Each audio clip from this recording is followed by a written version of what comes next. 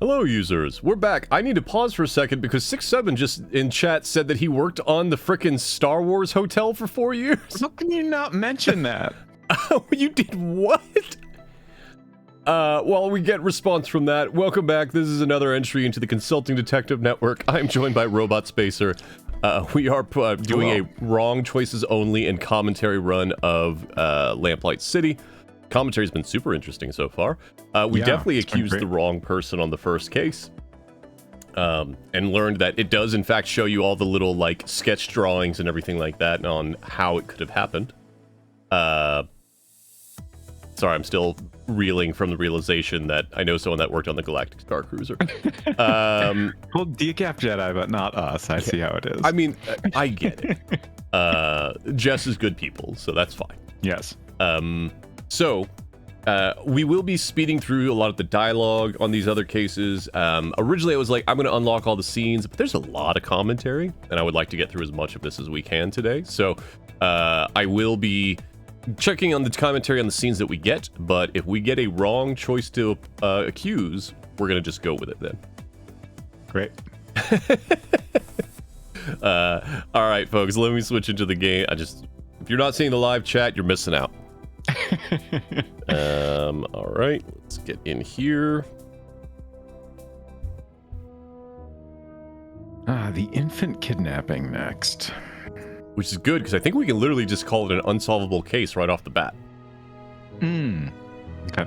Let her be for now. You've got your own I am going to be eating during this episode, because I have a French bread pizza right in front of me. Who could that be at this time of night? Oh, that was Good crunchy. question, but Adelaide can handle it for now. I need to take my medicine. You certainly have your priorities in order. Go on then. Get that bottle of rat piss out of your nightstand and let's get this over with.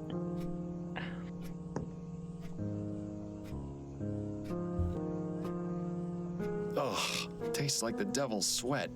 You could just stop taking it, you know. Bill, now is not the time to... Miles, could you come Oh, back right. out here, please? We're going to be high as hell as we go do this Something case. that interested and amused me Right. when watching people play the game on live streams was this bit, when Addie calls to Miles from the living room. A surprising number of people thought that Adelaide was in trouble, or assumed that she'd be killed before the end of the game. It makes sense. The hero's loving spouse being killed by the antagonist, which then drives them to seek revenge, is a pretty standard trope, especially in mystery stories. However, you can breathe easy. Adelaide's going to be fine. Look, I was worried multiple times during this game. For her this early in the game, it means they obviously like her and have formed a connection, which is really all you can ask for as a writer.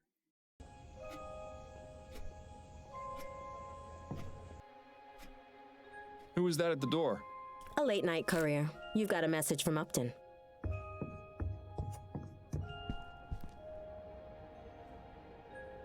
It seems this case is rather urgent. She wants me to meet her as soon as possible. But didn't you just take your soporific? Are you going to be all right to go? It No. won't kick in for another hour or so. Should be plenty of time. All right, I'm going to bed then. Good luck, dear. Good night, Addie.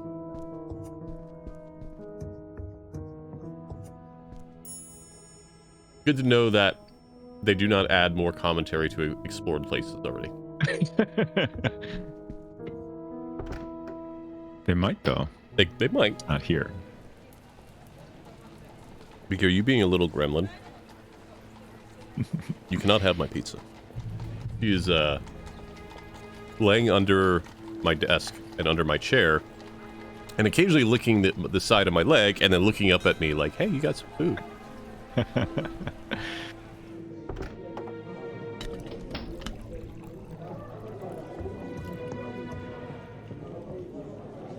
Hello, Upton. I'm glad. Shouldn't a respectable young lady like you be... Only if you want to add boring to your list of adjectives. So, what do you got for me? An infant kidnapping in Lyon. The f*** head. Paris. The very Okay. right. Good luck on your investigation. Come see me. I'll be here all day. It'd be fun if we could just immediately declare it unsolvable. I'm gonna bet not until the next day. Yeah. You know what? Let's find out. I've thought about it for 30 seconds and I've decided this can't be solved. Can we talk? No, we cannot talk about her. I guess that's fair.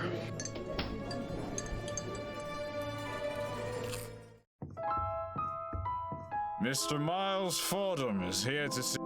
Very good. Yes, sir.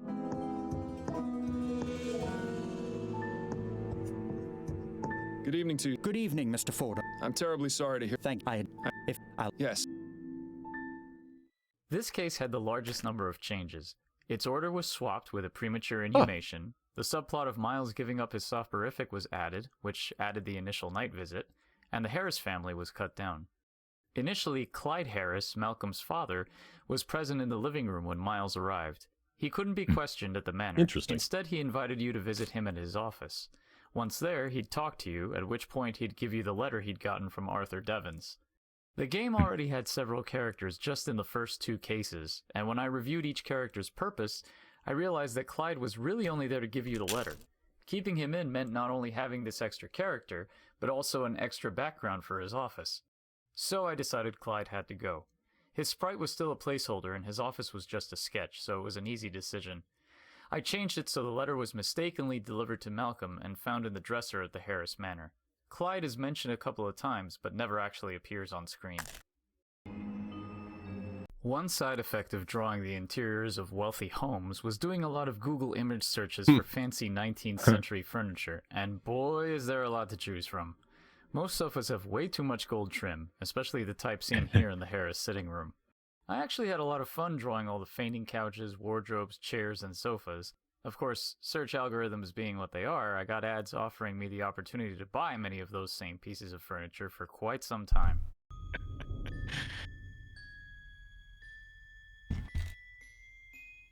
I'm no historical expert, but I do try to keep an eye out for anachronisms that inevitably crop up in period pieces, and excise them whenever I can. In A Golden Wake, for instance, I once spotted a newspaper vending machine, invented in 1947, sitting on a 1920s street corner where it had no business existing, and got it swapped out for a human vendor. But misplaced technology is really the easiest and most obvious offender to detect. Far more subtle and difficult to root out are anachronistic mores, attitudes, and behaviors that have crept into your historical depictions. It's much harder to put yourself in the mindset of another era and recognize how daily habits and ways of being might be different from what you take for granted. It's the same difficulty you get when you're trying to imaginatively inhabit and represent a different class or culture from the one you were brought up in. One place where I thought I sniffed out some mischaracterizations was in the original configuration of the Harris household. Something about it was bugging me, and I realized it was that the entire scene was tinged by present-day middle-class conceptions of architecture, lifestyle, and domestic arrangements, rather than accurately depicting a 19th century mansion belonging to an aristocratic or nouveau riche family. I can assure you that this milieu is very much a foreign one to us, but watching lots of Downton Abbey helped. For one thing, the layout of the house was wrong. Out of a presumably sprawling floor plan, there were only 3 rooms of the grand house depicted in the game, a sitting room, nursery, and master bedroom, but they were all contiguous, and most disconcertingly, all originally located on the ground floor. For practical and gameplay purposes, we couldn't really do anything about them being connected, so that didn't change. Although I'm sure if the Harrises truly had their way, the nursery would be in another wing on the complete opposite side of the house from where they themselves slept. But I put it to Francisco that it would really be unthinkable to have bedrooms on the ground floor, and also to have the family lounging around in a sitting room that opened straight to the front door, as we saw when Miles walked right in. It felt more like a suburban ranch house than a grand townhouse or estate. So we moved the whole thing upstairs. A staircase was installed in place of the door for entry to the sitting room, and some dialogue was added to account for the nursery being situated on an upper floor, complicating the logistics of the kidnapping. At the same time we added the staircase, we also added a butler to climb them and announce Miles, instead of having the detective just waltz in. Makes sense. Yeah. I have some questions for you, Mr. Harris. No doubt you do, but I'm really not in the mood. It's been a difficult evening and I'm not... Aaron. Yes. I know the hand and waistcoat pose are supposed to look stately. Mr. Harris said his wife went to...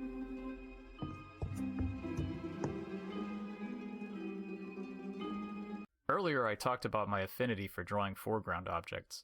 When I sketched out this room, I looked forward to including some toys in the foreground. The thing with 19th century stuffed animals is that a lot of them are extremely creepy by today's Very much so, standards. yes. The cat on the left in particular went through several iterations before it stopped looking like a demon. The main problem was the eyes. In the first version, they were yellow with large vertical pupils meant to look like glass, but I couldn't make it look anything other than scary. So then I tried making them button eyes, but that made it look like some horrifying effigy. In the end, the best way to try making the cat's face look cute was to make the eyes small and beady, as well as make the mouth smaller and in more of a smile. It may not be accurate. Yeah, you want to see some Victorian era nightwear stuffed animals, but it's Go less look up likely to Victorian give era players nightmares now. dolls and stuffed animals. I would have preferred to see slightly more nightmarish, I think. Look at that. The kid, of course. That's odd. Yeah, I'm no. Yeah, the kidnapper left the. Nice. Yeah, the kidnapper. Oh dear. There we go. Wonderful. The soporific. Now, how are you supposed to? What's the word I'm looking for? Instigate? Interrogate? I was really hoping they were going to pop up and say something about this. Perhaps it's time. From the start of the main game, after Bill's death, we constantly hear Miles refer to his taking of a soporific, a drug intended to help him sleep, and how it affects his thinking and abilities. The problem was, it was only ever talked about. It wasn't until a fair ways into production that Jess and I decided it would be best to switch cases 1 and 2, and doing so provided the perfect opportunity to show rather than tell. In order for the plot point where Miles decides to kick his habit to work, we needed to see how this drug was affecting him. I had a lot of fun coming up with this visual effect, as well as adding a flanger filter to both the music and voices. In the end, I think this sequence works well, and is a powerful reminder that Miles is really going through a rough time. Oh, you're not gonna... Not gonna mention that it affects Bill at all? So peaceful, so quiet. To sleep.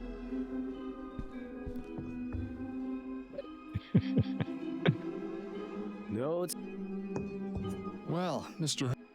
Did you? Yes, but the most I have important some thing to do in news. cases like this is...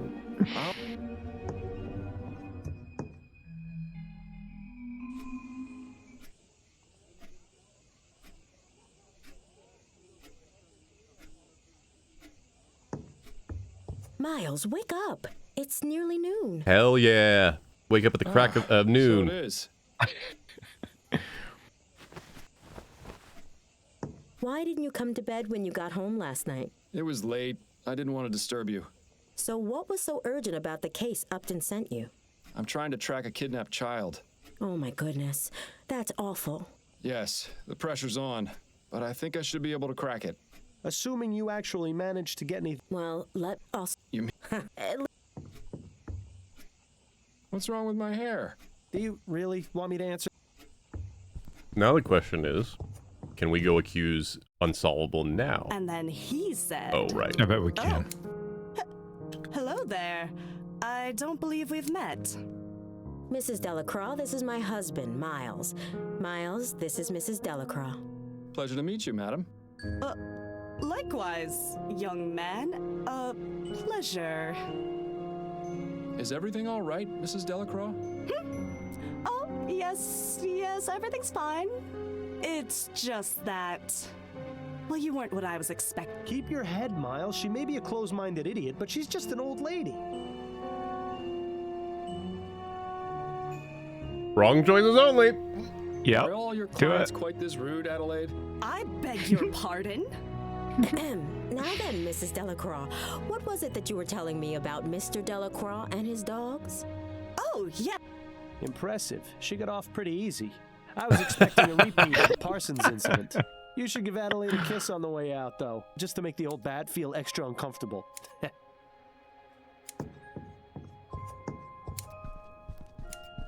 Addie? Not right now. We can talk. Aw, I can't do it because I chose the bad option. Addie? Not. That's fine. Oh, wait. Oh, there we go. Goodbye, dearest. I look forward to your return, my love.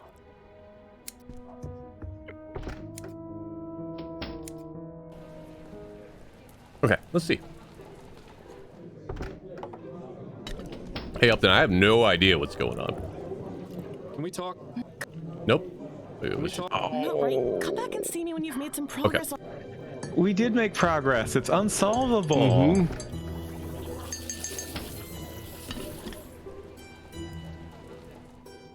Remind me, Miles, how would... Since Francisco usually likes to work mostly in order, starting at the beginning and working straight through, the purloined progeny was already developed and playable as the first case in early builds of the game, while a premature inhumation was still being worked out. It was somewhere at that point, while we were still thinking about the pacing and discussing the framing plot of the game, the Justice Killer mystery, the progression of Miles's mental illness, and the arc of his domestic troubles, that I hit on the idea of swapping the first two cases, for a number of reasons. One, it allowed the cases to escalate more naturally. A ticking clock situation with a missing infant seemed like too high stakes right out of the gate, both for the beginning of the game and for it being one of the first freelance cases we see Miles handling as a civilian. You're supposed to start small, with lost kittens and misplaced bake sale funds, before working up to the tough stuff like kidnapped babies and murder. As a first case, the kidnapping felt like it was throwing off the pacing of the rest of the story. Attempted murder, on the other hand, seemed like less of a big deal. 2, I thought that a premature inhumation just plain made for a better introductory hook. Like the Penny Dreadfuls that inspired it, it's got great shock value, and plenty of grisly and exotic details. Weird science, forbidden love, hidden chambers, morbid secrets, drugs, death, talking birds...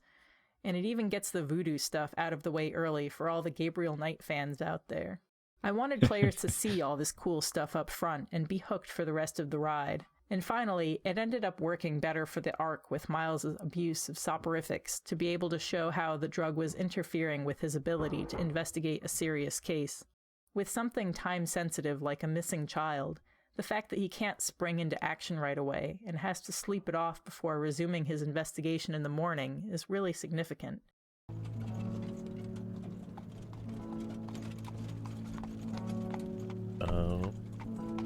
I have no idea. Maybe it won't, but this needs to be done. Very noble of you, Miles. If I didn't know better, I'd say you were purposefully stalling.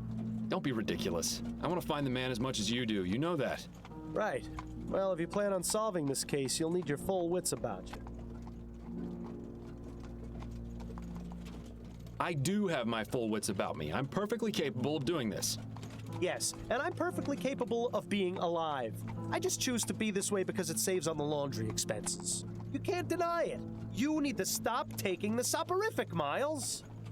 Adelaide has been trying to get you to stop for months, and Upton already suspects something is amiss. Not to mention your little episode last night. Trust me, no one is going to want to hire the dullard detective. Clever. Did you come up with that one all by yourself? What are you going to do when the cases stop coming in? How long before you get put away in Riverview? If I do get locked away, it'll be your fault. Which is exactly why you need to get back to your normal routine so you can find the burglar.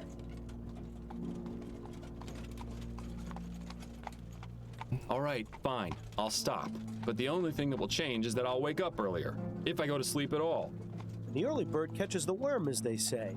Only in this case, our worm likes stealing flowers. Well, I'm glad that's settled then. I knew you'd see things my way eventually. It's not as though you gave me much of a choice. In time, you'll thank me. Probably not before the withdrawal hits, though. Don't make me change my mind on this, Bill. All right. Okay. Mr. I have... Yes. Wait. What?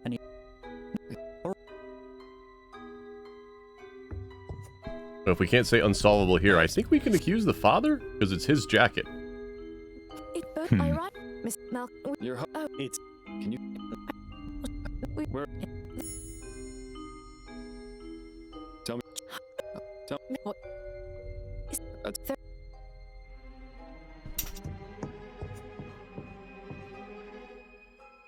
My... Quite a... This... Not... There's... My... This... Who in their right wardrobes? Mr. Harris is. So, Mr. Harris. One thing is for certain. One thing. Mr. Harris. Mr. Harris. Mr. An empty suit. Paperwork. More. Every time I see this art, I expect that suitcase to have a combination lock on it. You need the combination for it. Every time. It looks like a pile of women's clothes. I pointed out that the steam-powered vacuum cleaner you see in the bedroom, one of our small steampunk touches, was actually a pretty outrageous item to encounter there. While a vacuum sitting idle would be a rather unremarkable bit of set dressing in a typical suburban master bedroom, in this setting it belonged fully to the downstairs world of the servants, not the bedchamber of the lady of the house. If it wasn't being used at that instant by a maid in the act of housekeeping, then it was sorely out of place. So the description was amended to suggest that someone would be getting in trouble for just leaving it out like that.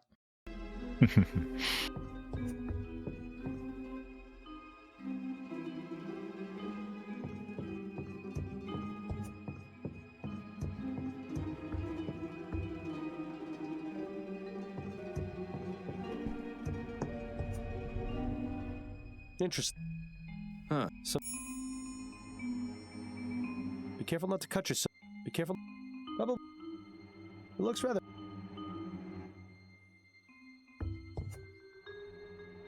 Wait, I think we need to grab the button. Nope, Yeah, we already did. This one. That's what I thought. Look at that.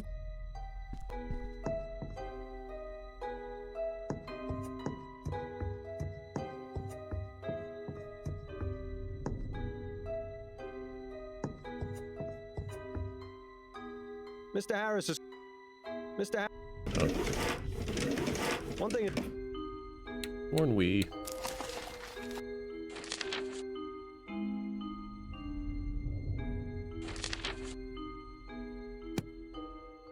Could have sworn we what? Just when we found a hole missing from his jacket originally. But it might be not until after we go to the I shop. have some questions. Yes. I found this. Do the initials? Maybe? You'll have to excuse me, Mr. If I could think of any. Mr. What? Do you think? Good.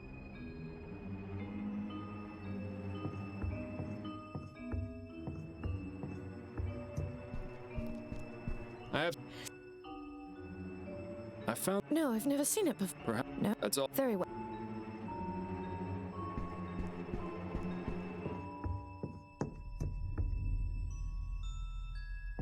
Shall we? Yes, sir. Now, right. Those are all. Nope. All right. Nope, didn't mean to do that. Shall we? Yes. Can you think? You know, I've tried doing business above. What do you? Can you believe this guy? What was the? His business. You think? Let's. Those. All right. If you don't.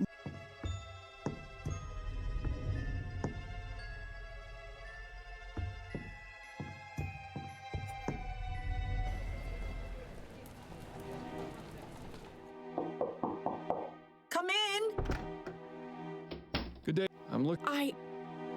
The presence and status of servants in the Harris household was another area of concern that went through some revision.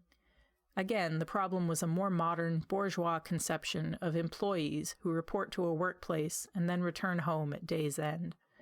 Originally, you visited the nanny in her own apartment to question her, but I realized that she and the Harris's other servants should rightfully reside in the house, especially a nanny, who would need to be on hand at all times. By the time I was editing the script and pointing these things out, the whole thing had already been built and implemented, and the background of the nanny's home was obviously a different location from the Harris's rooms. So instead of putting the quarters on a different floor or wing of the house, we added dialogue establishing that the servants' quarters were in a separate building, but still on the premises.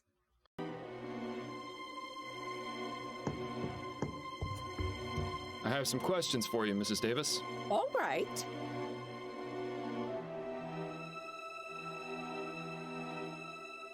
Tell me. What? It's gonna speed through the. Can you? Do you? Where? What? Help. Oh, you're very welcome. That's it. Ready to paint.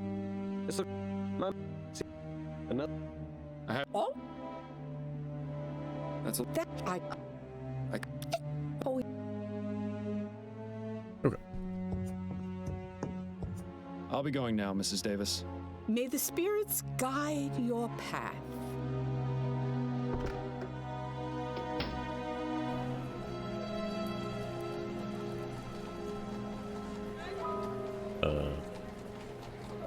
Office? Hello, sir. Welcome to LaFay Lenders.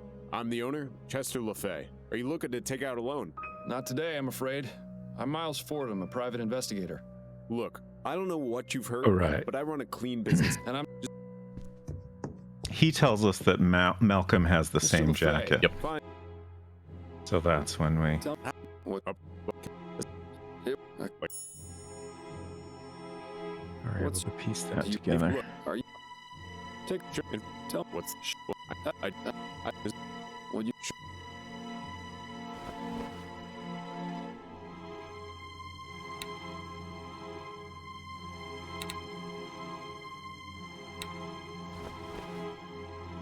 no tears? Not a one. I don't mean to discourage you. Hell, even Malcolm has one. I see. There Thank we you for the go. information. Case closed. See.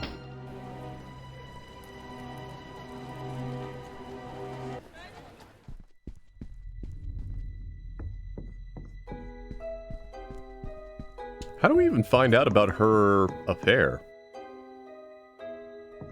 Oh, I didn't look at the dresser. That would be why. I know it's On. Oh, well.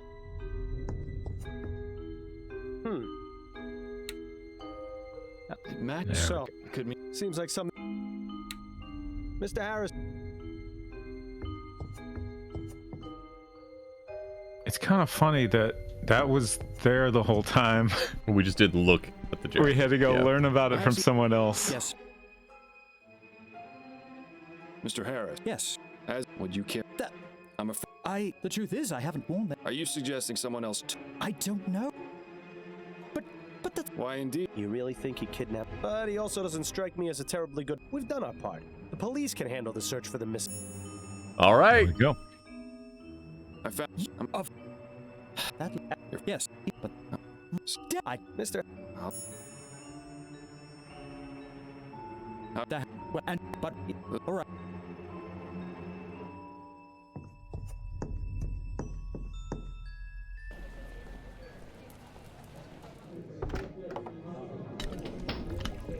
Hey, Connie.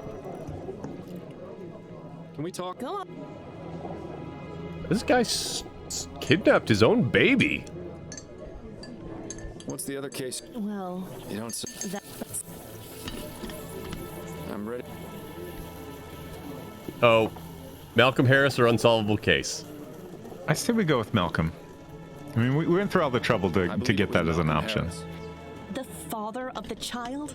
Yes, I found a piece of fabric at the crime scene, which came from one of his jackets. But why would he kidnap his own son? He's Really in good heavy question. debt due to his gambling addiction. I think he staged the kidnapping as a distraction to get out of paying back his loan on time. And what did he do with the child? I'm sure he'll tell the police when they show up to arrest him. We can only hope. All right, Miles. I'll go through the proper channels and report your information as an anonymous tip. Your compensation should get to you in a few days. I'll keep you posted on any new cases that come up. Oh, Well, hello, got a officer. trophy. Don't We bet weren't on it. expecting anyone from the police just yet. Do you have any news about our son? I suppose you could say that, yes. Have you found him?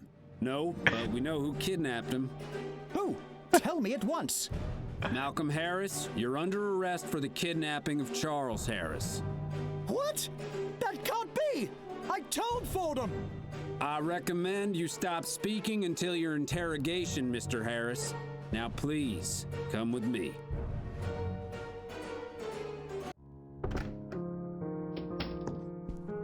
Addie, are you home? Still at her. You know, Miles, I have. Why is it's because. So does this mean you? I said I was. That's then it's. I like how the wife just had no reaction at all. I have to say, it's been a real. I appreciate. What is? What? I know you quit. Really quickly. Interesting. 22 out of 41 achievements. What Well, were you looking at specifically? I was just wanting to see if it like gives you an indication that you chose wrong. And it doesn't. Right? So if we go to... Yeah. Yeah, that is kind of interesting. Like on your first playthrough, it'd be easy to think, oh, I got a trophy. I did this right. Yep. But no, they're all just accused, blah, blah, blah, of doing that. Yeah. That's I assume there's like a trophy fun. for every Wrong major answers. choice. Yeah. You're right. You're right, Patrick. It is. Fair enough. Now then. Wait a minute. No. Neither do. Okay.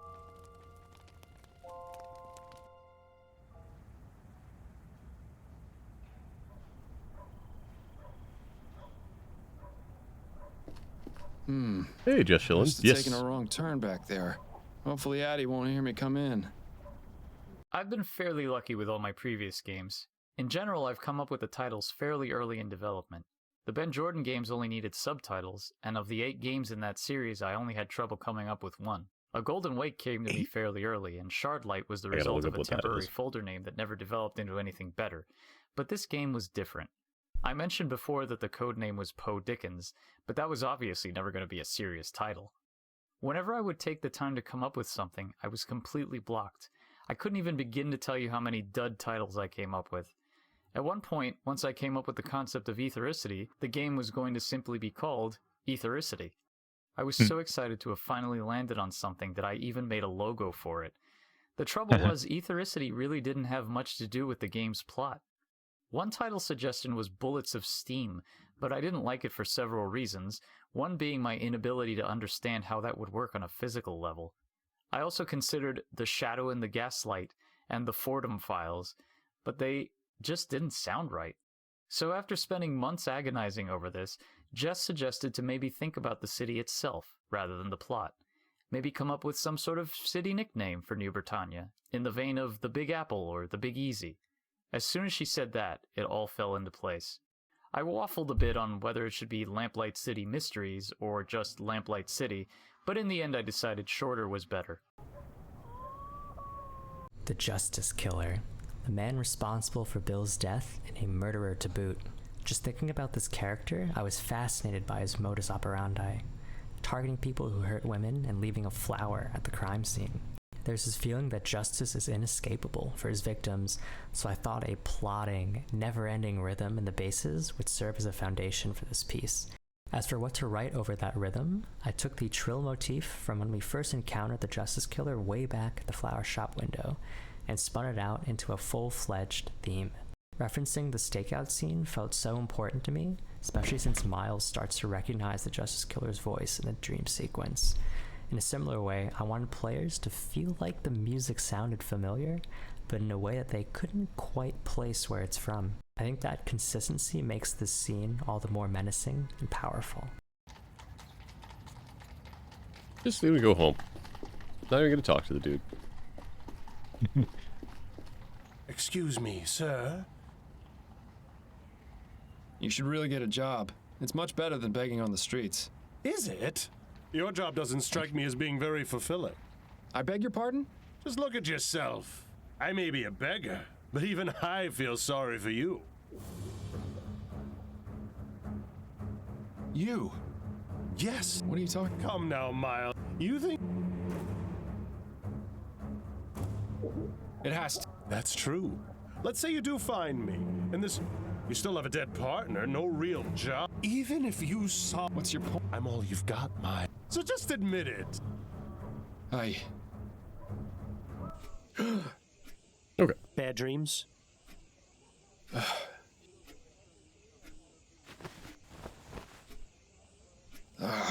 You're asking the wrong person. I was out after the first one. I never thought I'd see the day. Yeah, well...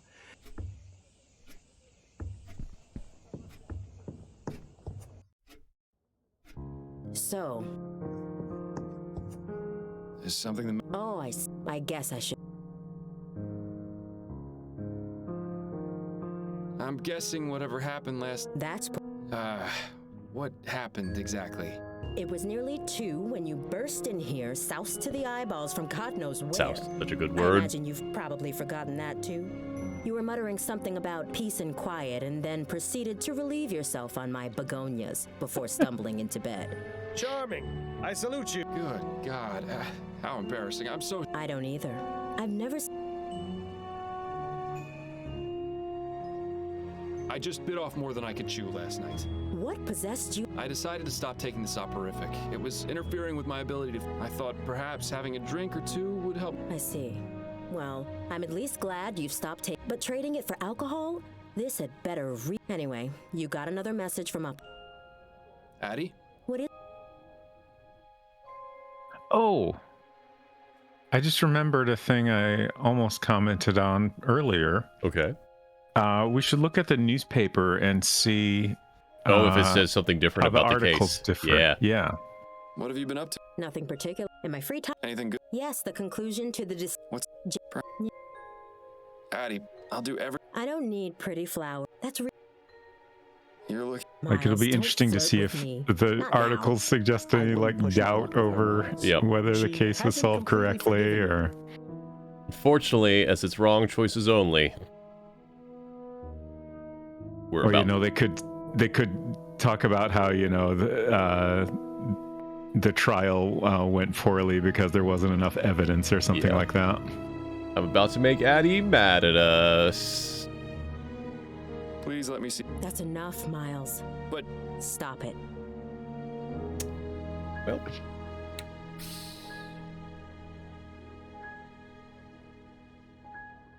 And yes, this is the offend everyone speedrun.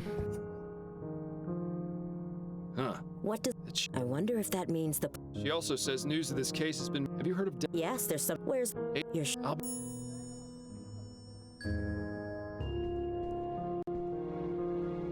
Yep. Harris baby still missing. Charles Harris, infant son of Malcolm and Miriam Harris, was kidnapped days ago from his crib at the Harris family manor. Police investigators have been scouring the city trying to find the child, but to no avail. Charles is second in line to inherit the Harris Construction Company, a large contractor in New Britannia, currently building the HMS Lenore, the airship intended to replace the fallen Ligeia? Chief of Police Reginald Snelling issued the following statement. We received several leads and anonymous tips. So far, none have been fruitful. Detectives are working hard as possible to find little Charles and bring him home safely to his parent. Anyone with information or blah, blah, blah, blah, blah. That's this one. Okay. Yeah, we should have looked at the other one. This Sorry. is shaping up to be Oh, wait. Yeah, stay away from bars. Save here real quick. Let's load this real quick.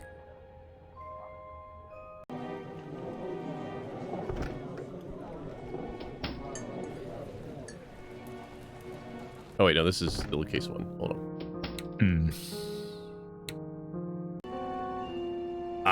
Is it too late?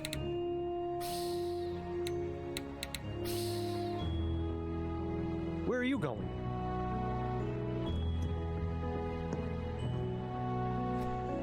Oh, no, yeah. Sleep, and then we get the case. We'll just barrel through this. Be right.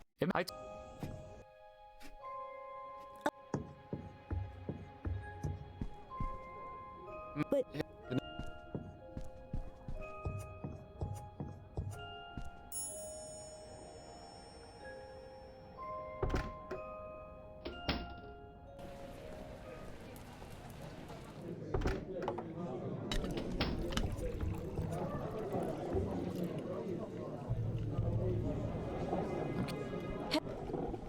Oh. Don't. I think you're losing. And I...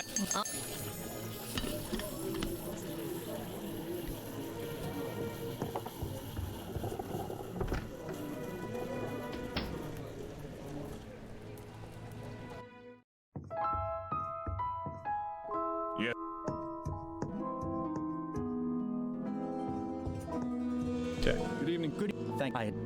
Yeah.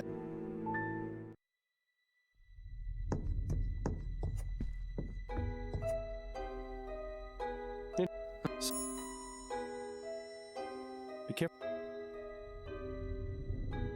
Oh.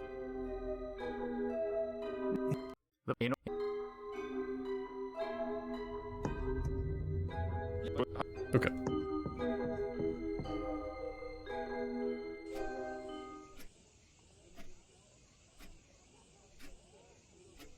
Now I'm imagining someone, for some reason, doing a speed run specifically of the director's commentary.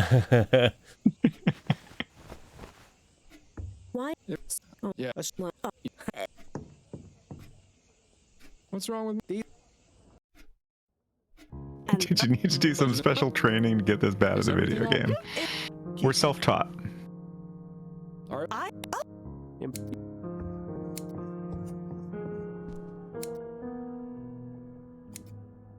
Laura Dupre, falsely reported dead. I guess going to ground dumb. Reported to have died 2 weeks ago, is in fact alive. Made appear dead and almost buried alive. It's absolutely ghastly. How could anyone have wished such terror and malice upon my mother? Is incomprehensible, said Andrew McGill, Dupre's son. Unfortunately, the assailant did more than just psychological damage. Dupre has remained in a catatonic state ever since her attempted burial, and it is unknown whether she will recover. Although the suspect has been arrested, new evidence has revealed his innocent. The new suspect is yet to be identified and is believed to be someone closely related to the family. Interesting. So at least we kind of helped Albert? Yeah.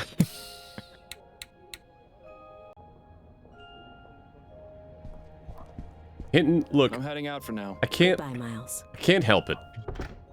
I know it's buried for most people in the U.S. It will always be buried for me. Both are fine. Looks as though we've. This is Miles Buried Fordham. him. Wonderful. Good. Fordham? We piss him off. Ah, that. So nice. You haven't. In a way, Miles Oops. actively avoids snowing in the first half of the game, so building his theme into a few of the areas hopefully hinted to his lingering presence.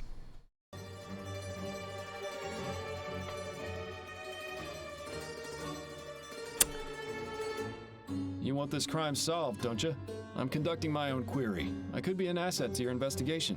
Out of the question. This is an active crime scene, Fordham. Leave the premises immediately.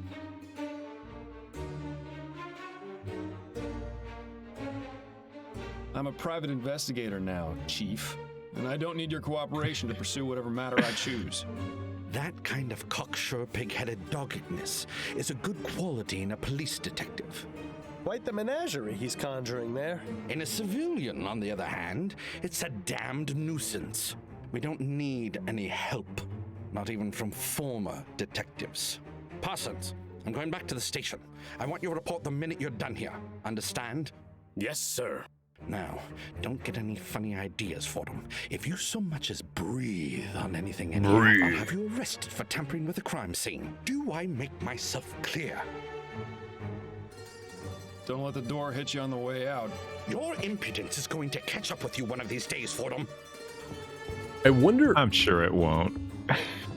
I wonder how differently that would have gone if we had shot Bill. It's reassuring that even in this crazy, ever-changing Like, because in this case we you can quit. always count on Snelling to be a complete ass.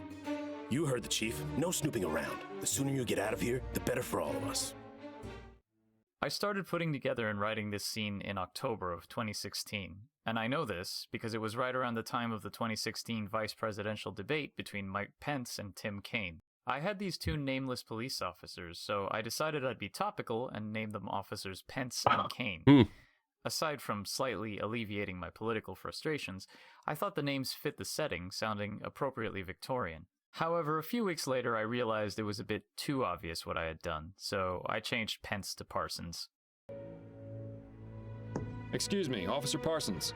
Clear off, Fordham. You aren't on the force anymore, so you've got to He'd be respecting my fist if I were alive, believe me. I'm not trying to cause any... Well, if it will... No, come to it. You don't. It says, wait, you didn't shoot your partner? No, we did not. That was the one thing we did better in this run. You have to hand... Since we screwed that up so bad last time. Oh, actually, we also there was a woman in the first case that we made a different choice on. That was she didn't get mad at us this time, but otherwise it didn't really change that much. But yeah, he's still the way we did it this time. We kept trying to talk the guy Thanks for down into, you know, letting our partner go, and then eventually we tell him that he'll let him get away, basically. But like Bill tries to stop him, and there's a struggle, and he still gets knocked off the roof. Yep. All bad choices except the ones we made by mistake last time. Yes. Nobody's bothered clearing this. The thing that we missed that entire time before, the tankard, is now ours. Yeah.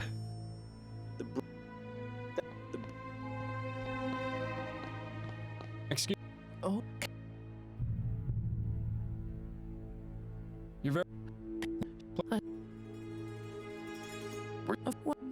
Oh, we're gonna hit don't on we her. have the opportunity to flirt with her? Yep. Oh. Mr. Tell me. I didn't know you were such a. I'm. You. Oh. Thanks for. Thing. I may have more. I can. All right. Don't you need the tankard to melt the lock on the jail cell? I don't remember that one. Oh. Tankard was for the ash. I didn't imagine we'd be. Fordham. Don't I wish? Well, I'm here if you need anything. Is he back? He arrived if. Good to know. Building an alternate reality isn't as easy as saying, it's like America, except the revolution never happened. You also need to worry about the details to make it convincing. For Vespuccia, not only did I make a map for my own reference with state names and divisions, I also designed a flag. I knew there were probably going to be backgrounds where it would make sense to have a flag displayed, so I wanted to have one at the ready. The Vespuccian flag is blue with a Union Jack at the top left and a circle of 8 stars on the bottom right to represent each state. It was extremely challenging coming up with a flag design that didn't already exist. The Vespuccian flag is pretty similar to the Australian and New Zealand flags, except with more stars and in a different configuration. I also came up with the city seal of New Britannia, where I incorporated the 4 borough colors I mentioned earlier in a compass-like configuration.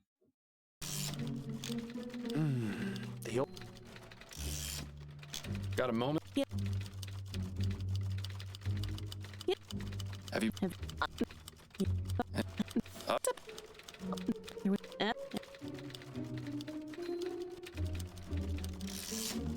Give me the The owner of the Hawkins Steelworks reported an explosion at his. He said. And. Yes. Do you think Parsons? Sounds good. All right. Have him. What about Mr. Harris? I'm afraid he wasn't the right man, despite the evidence against him. Seems the real kidnapper set him up. Damn. That should have been obvious. Well, you know what they say about hindsight. Yes, it's annoying. I see the Gazette. Yes. That's it for. Better get. That's the dialogue I found. I don't know why the captions keep screwing it up, but yeah. Again, folks, chat, if any of this of us speeding through is bugging you, please let me know and I can slow down. But I do want to see if we can make it through tonight. Of course, nope. Damn, looks like Parsons didn't take the bait. Okay. He has to get the shooting because it's so close to the serial killer. Got him.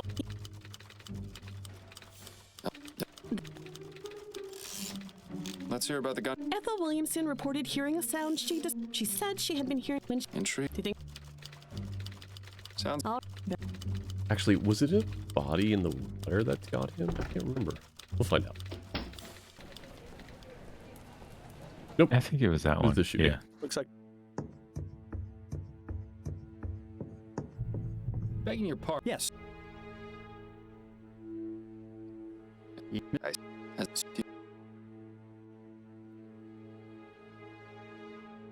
Officer. If All right. Thank you. Do you If I'm being trust? what was he was in? If that thanks. Not.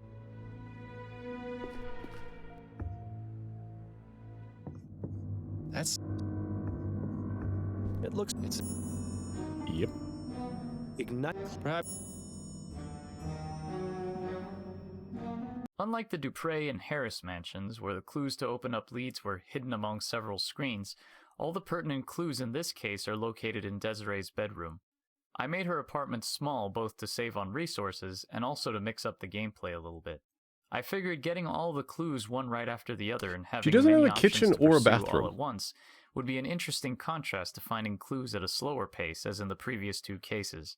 This would subtly signify that things are ramping Although up I guess in if the it's based narrative. off both like London Also, the and New general York, it idea could of be a multiple shared leads bathroom. and suspects was an interesting There are design some apartments challenge, like that. and I had to do a lot of plotting and diagramming. You can see it in but Spider-Man I looked 2. towards the designs of classic adventures like Monkey Island games where you had multiple end goals all at once, but could solve the puzzle chains in any order. In this game, the suspects were the end goals, with the chains being the clues and witnesses you had to question in order to have enough evidence to accuse them. Oh, she's not in the slums, Hinton. That's a nice portrait of Miss. The area where the artist's signature should. But the date is still legible. That's a nice. But the date. Some crumpled up letters. They're from the. Hey, it's always. I'm thinking. Good idea.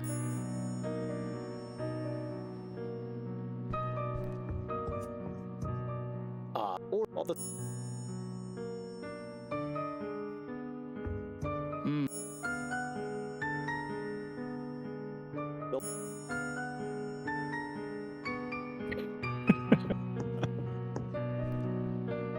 Ashes to ashes and all that. Now we can see Glad I was this. buried. Cremation. Man, always what a seemed scene. A bit Yep. too. Now's not the time. Are you serious? Death is the. And trust me. All right. Just shut Oh, up. and we have commentary on this. Good. I have to give Please a tell special me about shout out this. to Megan O'Neill, who has the enigmatic credit of Severed Hand Model in this game. Megan is a journalist who covers indie games for an Australian magazine called PC Power Play. We've talked on Twitter over the years, and we've developed a bit of a strange in-joke. Anytime there's a severed hand in an adventure game, I let her know. I can't remember how this started, but it's surprising just how many adventure games feature severed hands or other body parts as inventory items. So You're not after wrong. researching spontaneous human combustion and learning that usually the hands and the feet were preserved, I knew I was going to have a close-up of Desiree's body, and I knew I had to include her hand. I asked Megan if she would do me the honor of being the hand model. She very graciously accepted. Greasy, fetid, stinking ashes. Who knew the human body was capable of producing such a disgusting byproduct? I'm surprised the. Probably because there isn't either that or. That's extremely unlikely. I hope you're not suggesting. Oh, Miles, really? You're going to carry the ashes around in a pewter Oh, mug? because I had the mug It's already. vital to the investigation that we find out if anyone can. Fair enough. I suppose this. Remember that time we had to. Who is the knee model for this? Yeah, because the knees are weird. The knees are up here, but the legs bending down here. What's going on? Don't worry about it. I mean, she exploded, so. At least that's the theory that we're going to present. Oh. Good save.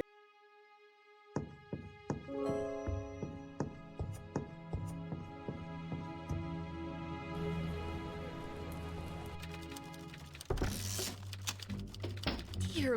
Private investigation is a dirty. Miles, are you crazy?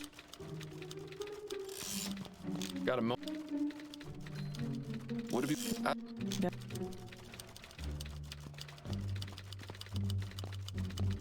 Look, Hinton, I know enough about weird knees. Let's have knees be less weird. Doctor. Oh, did I? Oh, hello. Yes, that car. Anyway. I can have a morbid sense of humor sometimes, so writing Dr. Edwards was a lot of fun. It's a common trope to depict coroners as middle-aged, dryly sardonic males whose daily handling of corpses has left them thoroughly desensitized to even the most horrible of deaths, and Doc Edwards was no exception. Normally I try to avoid tropes, but this one was just too good to pass up.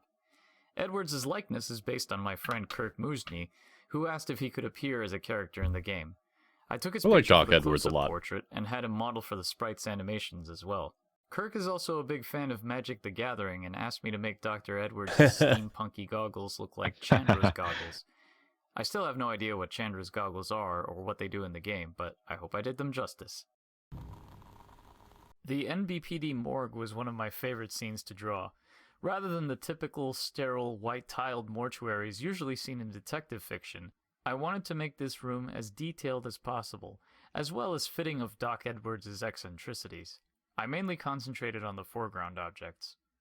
This is one of the few screens where the foreground objects can actually be looked at, which was mainly a result of my desire to write humorous messages for them. Also, the exam table was a lot of fun, because it was both overly dramatic and fit the steampunk tone with its giant gold skull metalwork. It was also interesting to play with the light sources. The center of the room is in shadow, while either ends are lit by a lamp and a furnace, emphasizing the workbench and Dr. Edwards himself, the two main points of interest in the room. Since the walls are tiled, it was a great opportunity to have the light bounce and reflect off them. These areas of warm yellows and oranges help convert the mortuary from a cold and creepy place into one that is slightly more warm and welcoming, somewhat homey in a twisted way. One of my constant refrains while working on the script was, don't put the subtext in the text. Or alternatively, you said the quiet part out loud. We had kind of a crash course in subtext and how to use it effectively, especially in dialogue. I know people who use subtext. While working on this project, I happened to read Story, the renowned how-to guide by master scriptwriter Robert McKee, and I insisted Francisco read it as well. One of its many lessons is that what characters are saying is rarely the same thing as what they're talking about. This simple idea is developed at length in McKee's also excellent book Dialogue, which unfortunately hadn't been written yet. So as we went through the script, step 1 was to make sure we could always pinpoint what every scene was really about. And step 2 was to make sure that the characters never said it outright. If a scene turned out not to actually be about anything, we had to fix that too. This was important for the dramatic moments in Miles' life, in conversations with people like Bill and Addie, but it was also really important for the case interviews. In the original script, characters were often far too free with this nosy stranger, happily sharing their innermost thoughts and private feelings.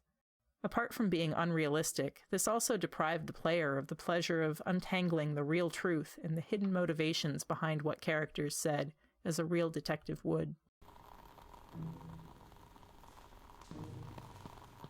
Pardon. Yes? This, but not. I found what? But we don't have to mess with the chemical puzzle anymore. Oh yeah.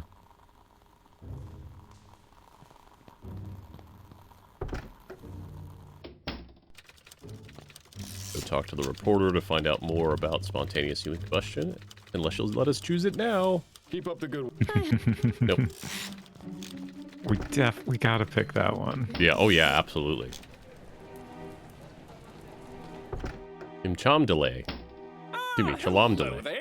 No, actually, I'm a private investigator. Mandalay. My name's Miles. You please. This lead having to do with spontaneous combustion included a visit to Brentwell magazine, Chumley. which was a direct reference to a couple of Poe stories, A Predicament, and its companion piece, How to Write a Blackwood Article.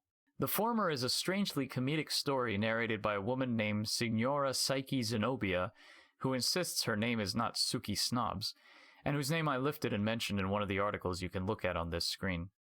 Psyche visits a cathedral and looks through a hole in the ceiling, realizing she's in the face of a giant clock. Eventually, the minute hand decapitates her, but she remains alive and is glad to be rid of her body. It's a pretty weird story. How to Write a Blackwood Article is a satirical how-to fiction on formulaic horror stories, typically printed in the Scottish Blackwoods magazine. The story Poe wrote was intended to be something one would find in that publication. So I ran with the idea of a less than reputable sensationalist publication, which had its writers going through extreme situations to write their stories or articles. Desiree was writing an article about spontaneous human combustion, and possibly went too far in her research. The name Brentwell is just a slight change to Blackwood. Gumbly? For who? Is that better?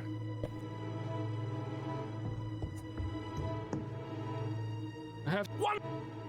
Wonderful. What did you come? Were oh dear. I just dear God.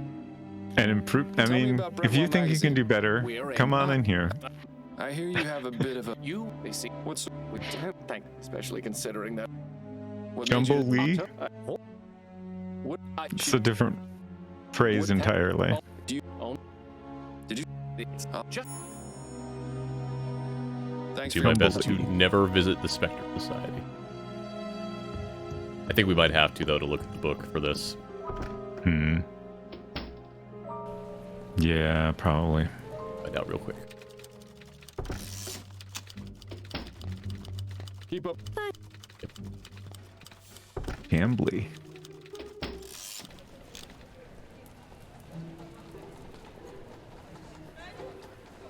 Ghost.com. Despite spending 8 years making a series of games called Ben Jordan Paranormal Investigator, it seems I still had some interest in exploring the subject.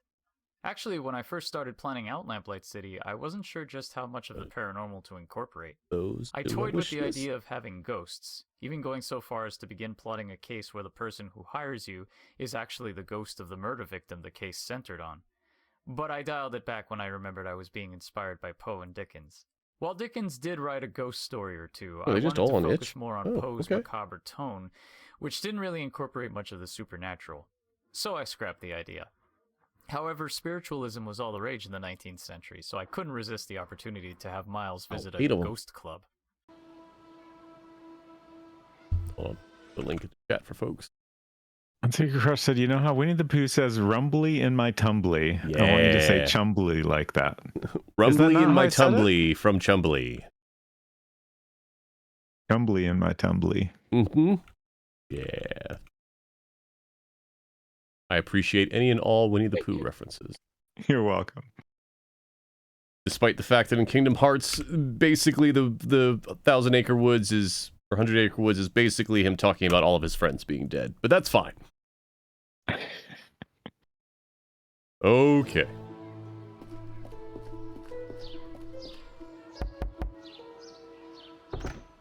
Yes? Good afternoon. Yeah. Miles. Are you writing an article as... No, actually, I'm investigating the death of someone he sent here before me. Oh my. Oh, You'd interesting. Better come in, Mr. Fordham. We can get in without being a member. Oh. May I offer you some You're very kind, but... Well, please. Won't you look at this place? This character was a lot of fun to design and write. Her look was based on a good friend of mine's mother, who has her own psychic hotline. I got her name off a list I've compiled of the sender names on spam emails. While it was pointed out to me recently that her name bears a striking resemblance to another medium in a well-known series of indie adventure games, I can assure you this was purely coincidental. The ability to tell Angela about Bill was added after the first few rounds of testing when players expressed the desire to do so. I thought it was a good idea, but it painted me into a bit of a corner. She mentioned she'll help you if she can, but what would that mean exactly?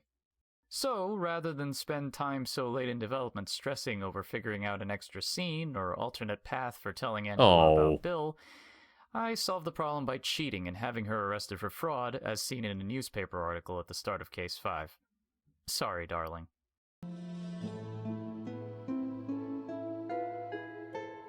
Before I found my stride designing cases, I fell into a trap I called conversational tennis. Both cases 1 and 2 featured sections where you had to go back and forth between the same characters, asking them about new things they revealed to you. Specifically, this happened in Case 1 with Jean Dupre. You first had to speak with Jean about his wife, then go back to the kitchen maid, who would reveal he was afraid of Madame Dupre, then back to Jean to confront him with this new information. In this case, it happened between Angela and Mrs. Davis, with regards to the fact that Mrs. Davis had invited Linda Walker to the Harris Manor. The problem here was that it wasn't very fun from a gameplay we should have found this in Case 2. To go between characters who freely dispensed this information. So I went back and added actual bits of investigation. Case 1 had the extra step of finding the hidden whip in the Dupre's master bedroom, and Case 2 requires you to examine the Spectre Society logbook to find Mrs. Davis's message. It seems incredibly obvious in retrospect, but relying on characters to just give you information is a very easy design crutch. There's quite a few.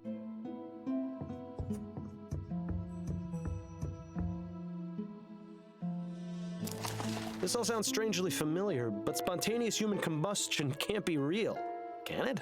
Then again... All right.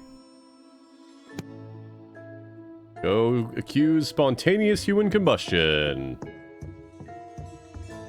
I'll be going now. May the spirit...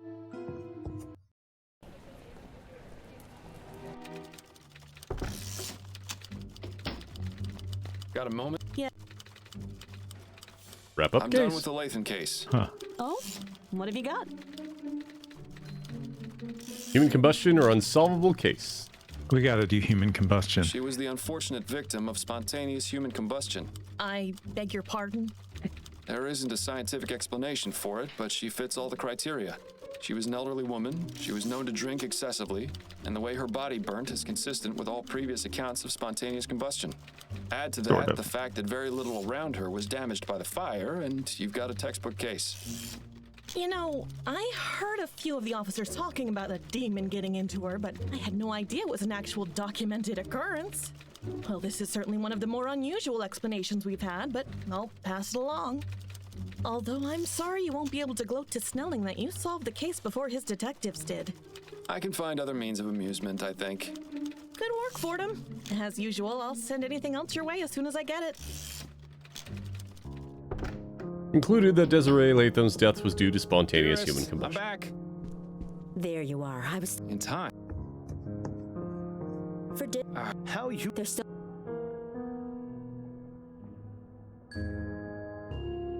Why Sure. don't we? So you're. Oh, maybe.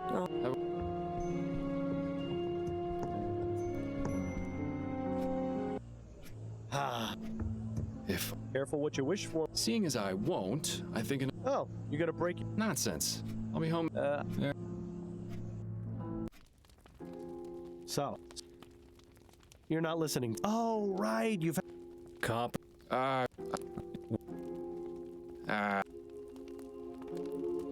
Welp.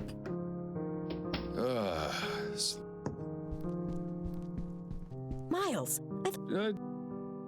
Miles. No. Don't you dare. But The one word I would use to describe this scene is betrayal. If Addie's theme musically represents the Fordhams at their highest, then this piece, A Broken Promise, is them at their lowest. Conceptually, I knew I wanted to take the melody from Addie's theme and rearrange it into a more tragic, intense mood, so the bulk of my writing meant figuring out what to do in terms of harmony and instrumentation. While Addie's theme is pretty tonal and puts the melody on a soaring romantic French horn, this piece has an atonal and strange chord progression with the combination of tremolo strings and harp for the melody. It creates a drastically different tone that I think mirrors the conflicts Miles and Addie are having with their relationship. I was at the Angel. The Angel? I suppose. So what? No, Addie. What? Oh, make me mad.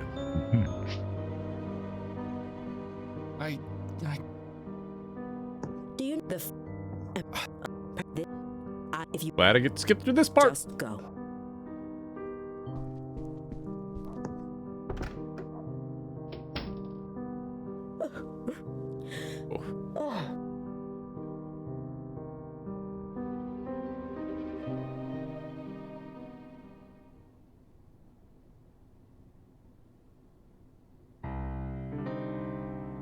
Take me away from all my troubles. So far away from all the worries in my life. Who in the ether is calling at this time of night? Oh, Miles!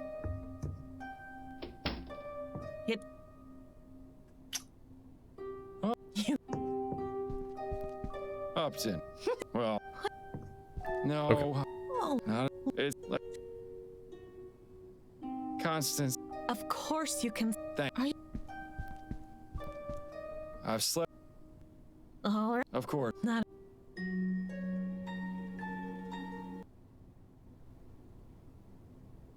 Uh-oh. Uh-oh? Oh, okay, different place. I'm like, I didn't get a chance to choose the narration. Wrong choices We'll come only. back there later, so. Oh. Even in the voting booth. Go ahead. One particular bit of world building I was eager to include was the election during Case 4. Oh, interesting. Ultimately, Hart Leroy wins no matter who you vote for, but when asking other characters their opinions on the outcome, Miles's response will be different depending on who you voted for. It's completely unnecessary to the main story, but I felt that including this choice would help immersion and make you feel like you were actually a part of this world. I briefly considered having a character shut down completely if it turned out you disagreed politically, but that seemed cruel, so I decided against it. I will say that the outcome of this election and what happens behind the scenes in the politics of Vespuccia will be fairly important in my next game, Rosewater, so stay tuned. Interesting. All right, so Leroy is who won last time. And that's the guy we voted for, right? It is, yes. Well, that's taken care of.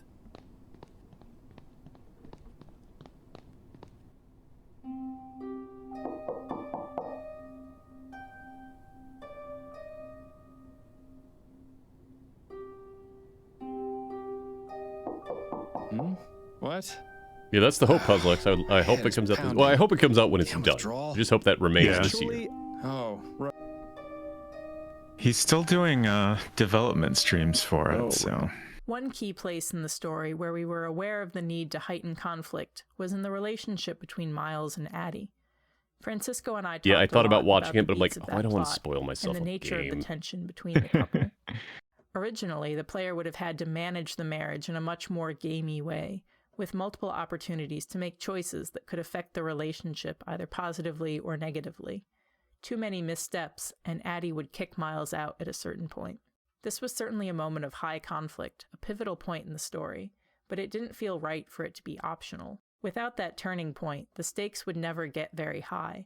Doing a good and prudent job of tending the relationship boiled down to avoiding conflict and sidestepping the most satisfying parts of the story.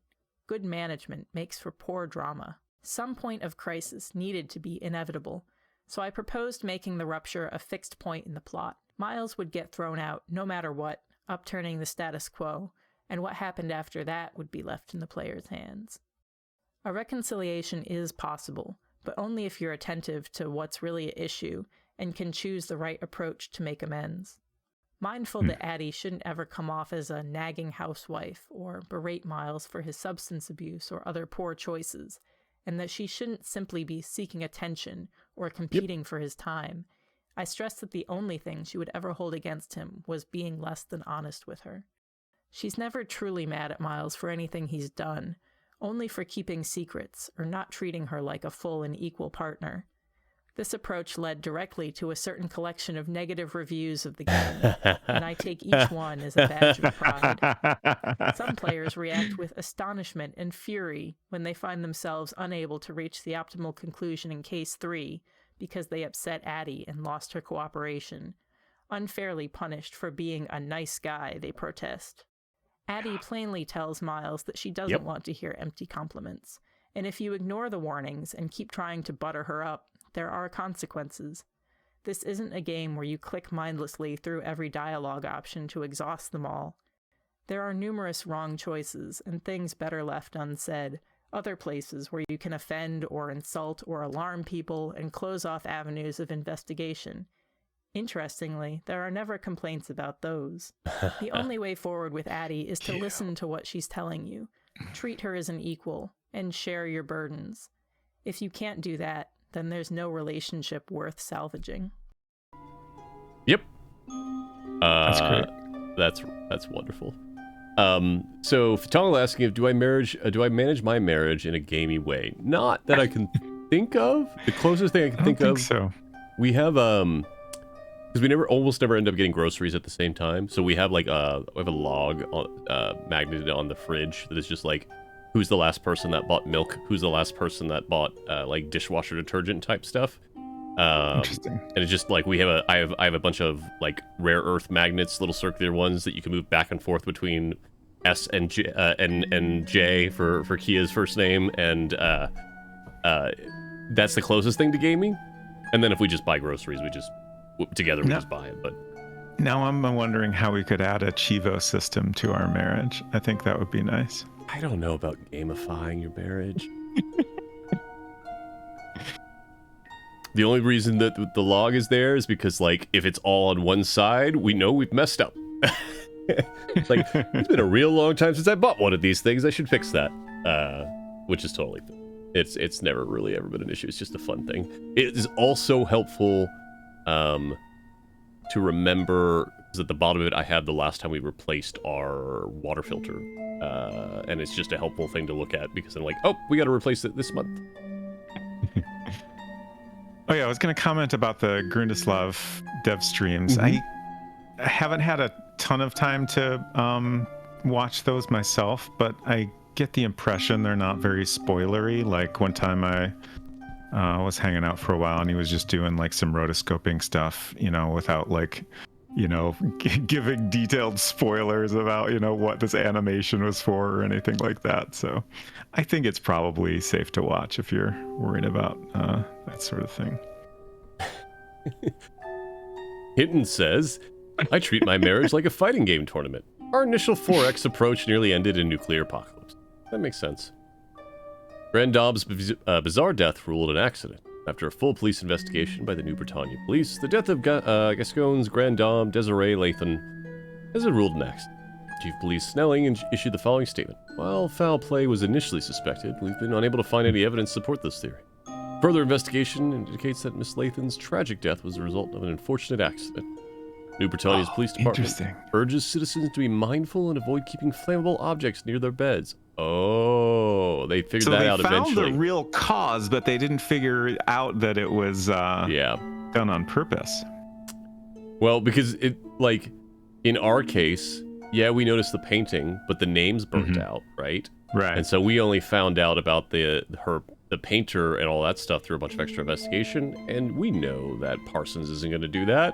So, completely burned in her bed 2 weeks ago, according to witnesses who saw her at the Grand Dame's ball, had been drinking heavily. A combination of the high alcohol content in her body, as well as a propensity to smoke cigarettes in bed, likely led to her demise. Fun. Therein lies Upton's boudoir. Okay. I'm really glad. Good afternoon, miss. If you're looking for Miss Upton, I'm afraid she's not in right now. No, I've already. That you get that info about how the case was resolved. Yeah. What seems to be the trouble? It's my brother. Murdered on election night. Is that meant to be a joke, Mr. Fordham? Yes. And could you please tell me? I've been all my. I need. Oh, he was here. And if you need to speak, it's here and. Very good. Thank.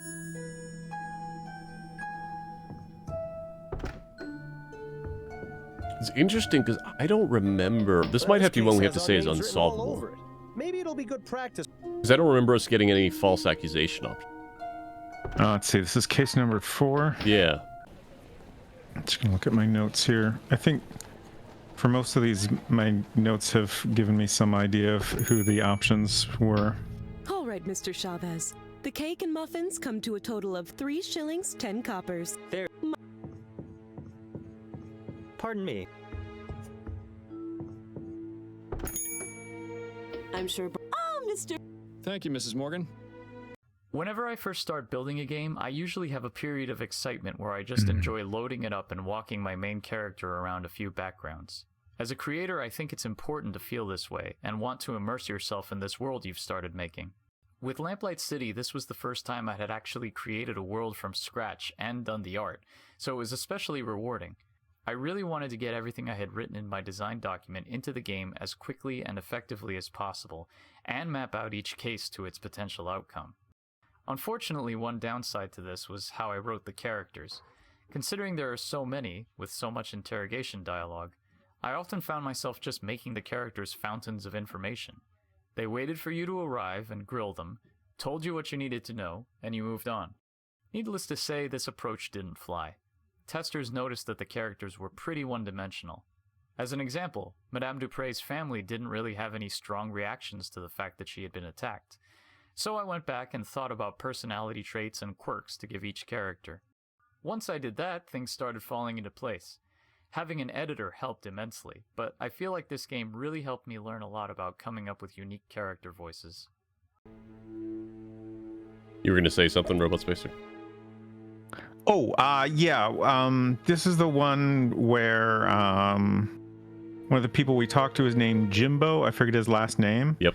But then we find the gun has the initials JB on it. Oh, right. So we could accuse Jimbo. Yeah.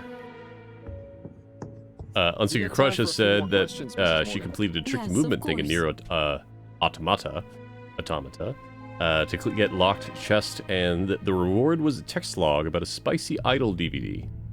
I mean, that seems... I'm terribly... What's... I'm gonna take a quick bathroom break. Yeah, you're good.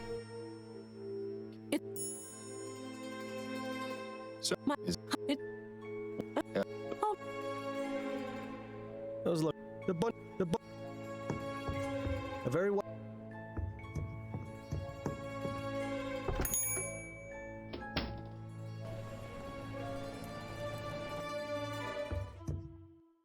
Or at least...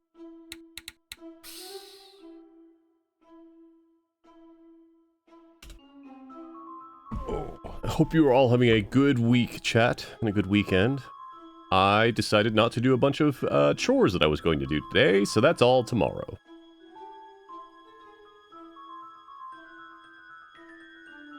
What is that called in Secret Crush? What, like a, is it gravure? Is that right? The right way to say that?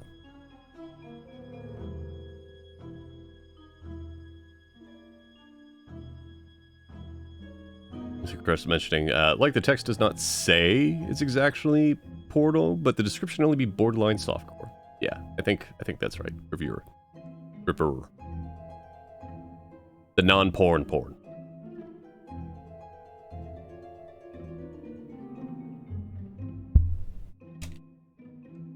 Basically every dating thing in a not a dating thing, but every like hookup thing in a Yakuza game.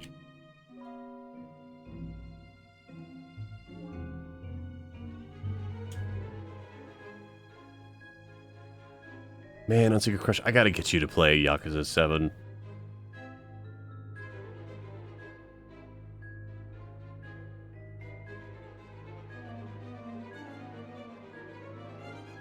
You are in between big games.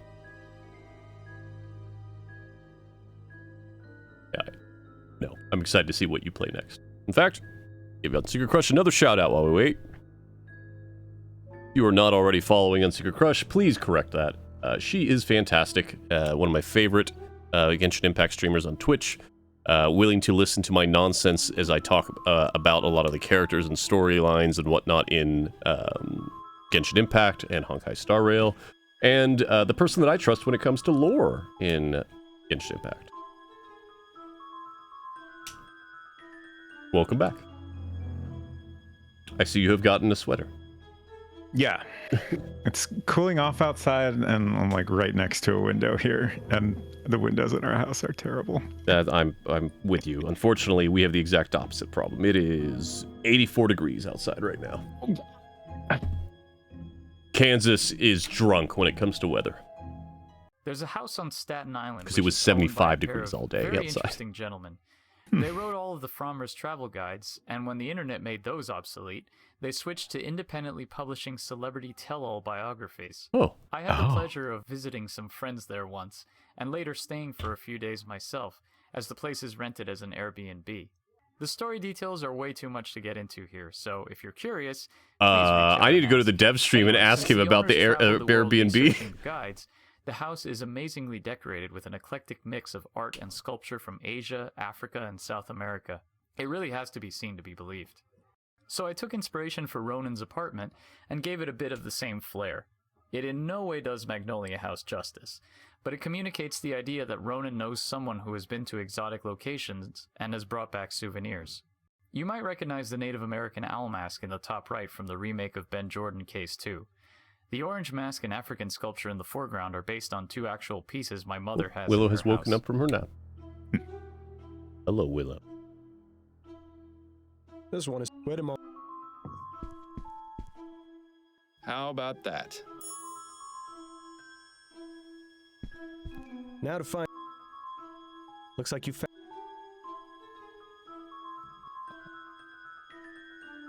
They appear... Yep. Dan for... This one... Yep. It's...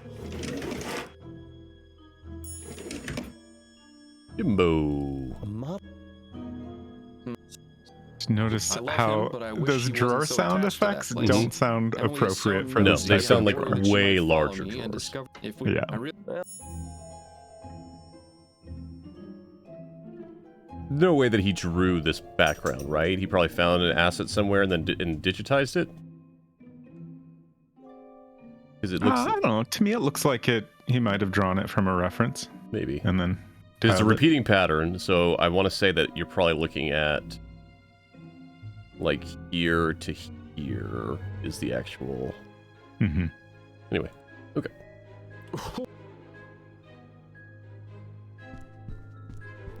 Ronan... It's in a... No... Ronan... Okay. Oh, wrong choices only. Please don't let me do this. I don't want to out somebody. you got? Yeah. Are you familiar? No. A friend? No. Those are All right. Okay, great. Great. That makes me very happy.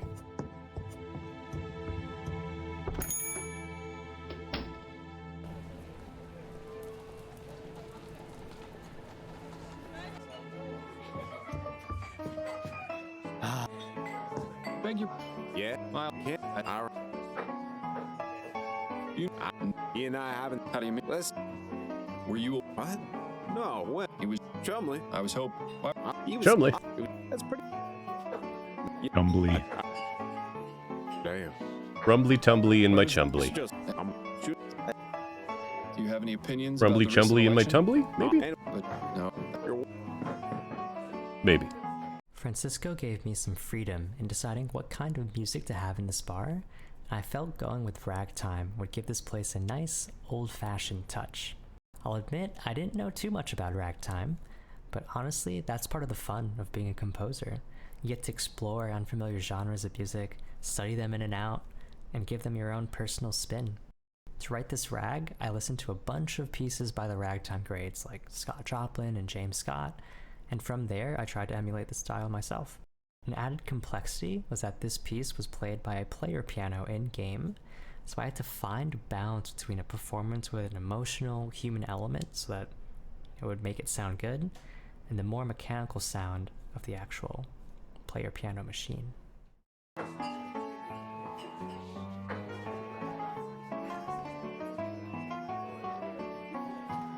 Okay.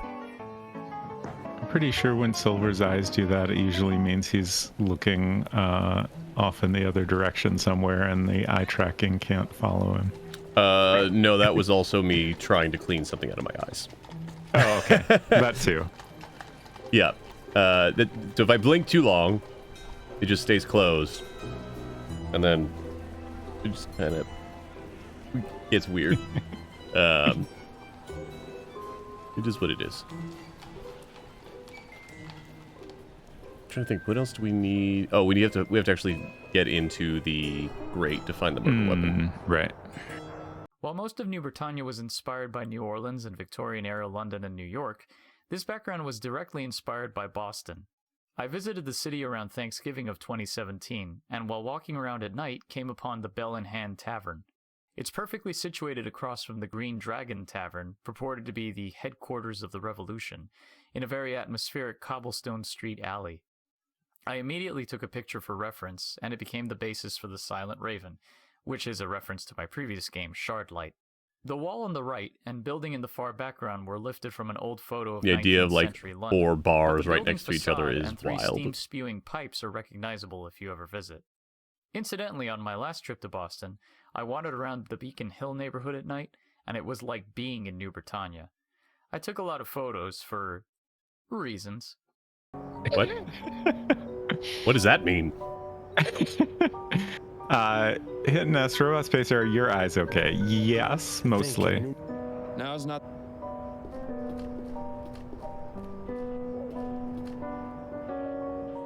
My, this. Keeping in mind that I wanted most situations to have multiple solutions and some opportunities for second chances, I decided to allow the player an alternate route to get Kurt Williamson back home if you failed the initial dialogue navigation.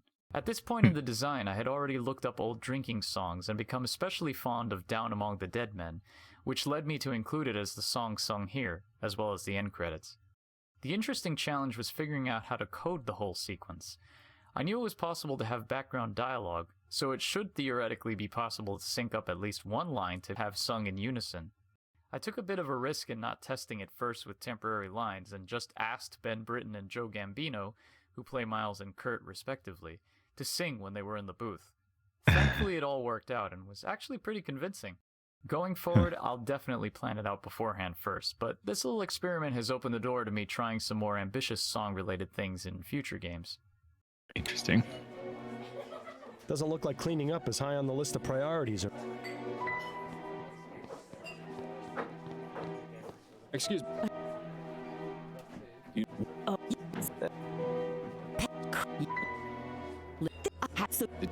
You what? There's what? X.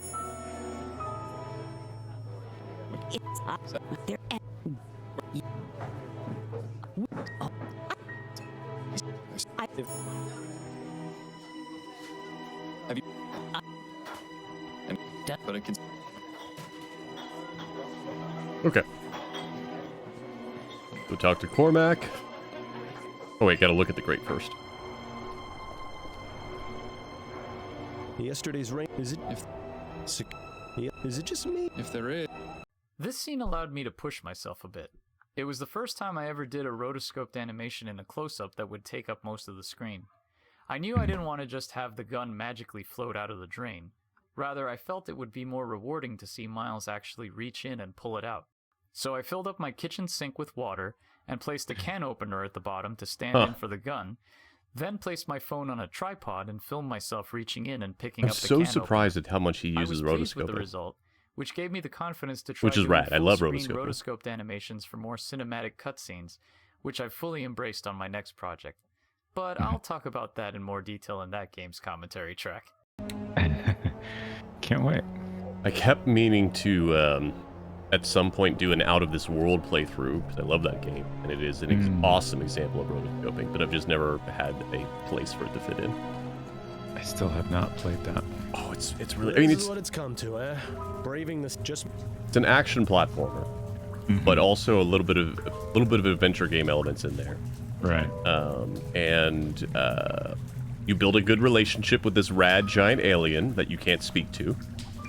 And it's all it's a wild feat of technology because they're basically using like polygons even back on the SNES and Genesis and everything like that. Even though they're not actually polygons, it's just the way that Eric Chahi did the art that makes it look like that. It's so good.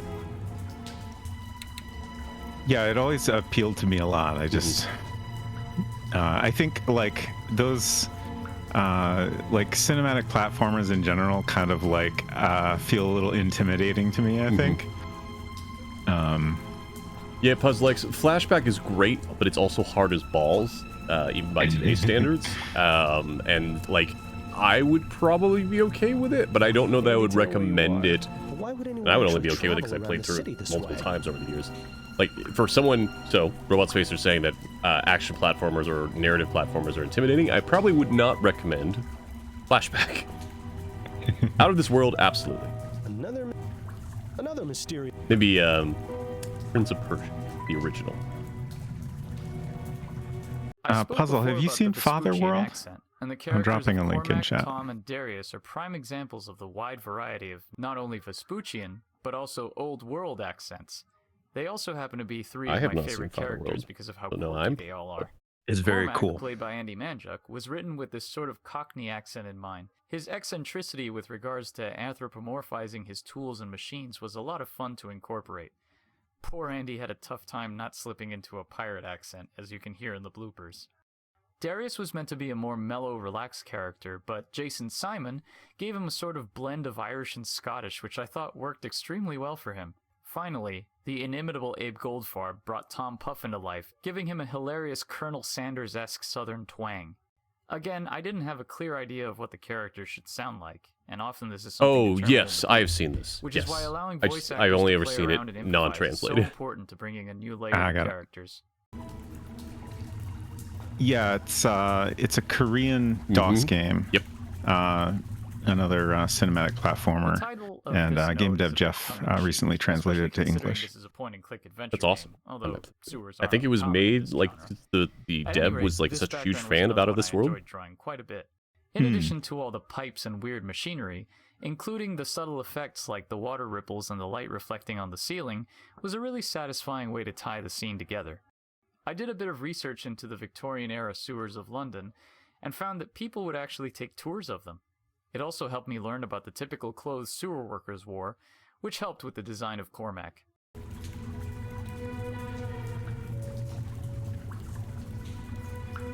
Okay. Cormac, come unscrew this grate, please.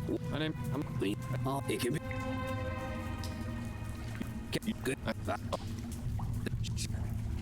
Bet you we have to go talk to his coworker because they give the description of the man standing outside the building.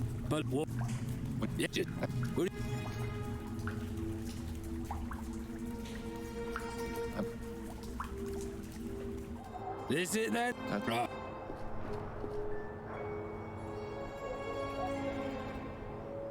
There we no.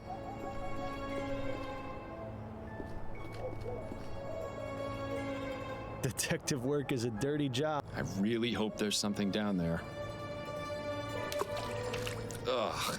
This is almost as bad as the time I had to search for that stolen necklace in a pile of horse manure. I'm really glad I didn't draw the short straw in that case. Well, a shame the police managed to Okay. Now we're definitely making good time. Case solved.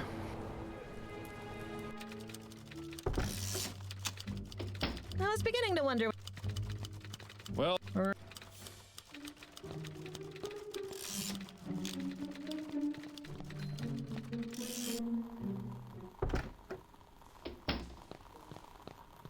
I hope. Have you? Of course. Where did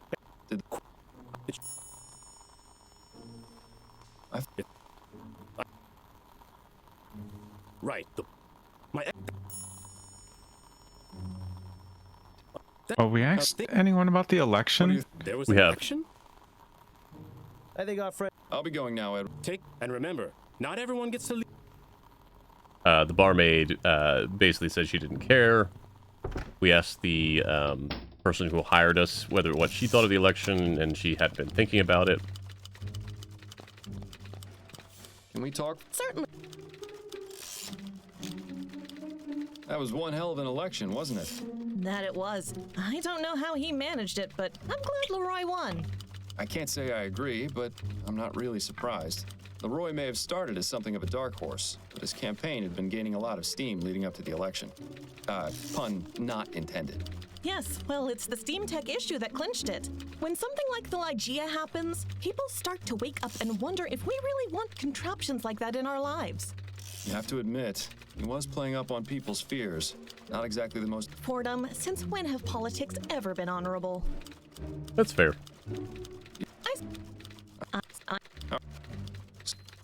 Hold on. Well, Okay. Surely we can't accuse him yet because Bill hasn't said anything. Oh, right. So let's go. Also, this is the first one where we do the accusing through the lady. Yeah. I knew early on that one of the locations I wanted to feature in the game was a taxidermy shop, with the added twist of having stuffed animals that use steam tech to animate them to appear alive, resembling some twisted steampunk version of Big Mouth Billy Bass. The taxidermy shop was originally the prime location for a premature inhumation, which was an entirely different case to how it appears now.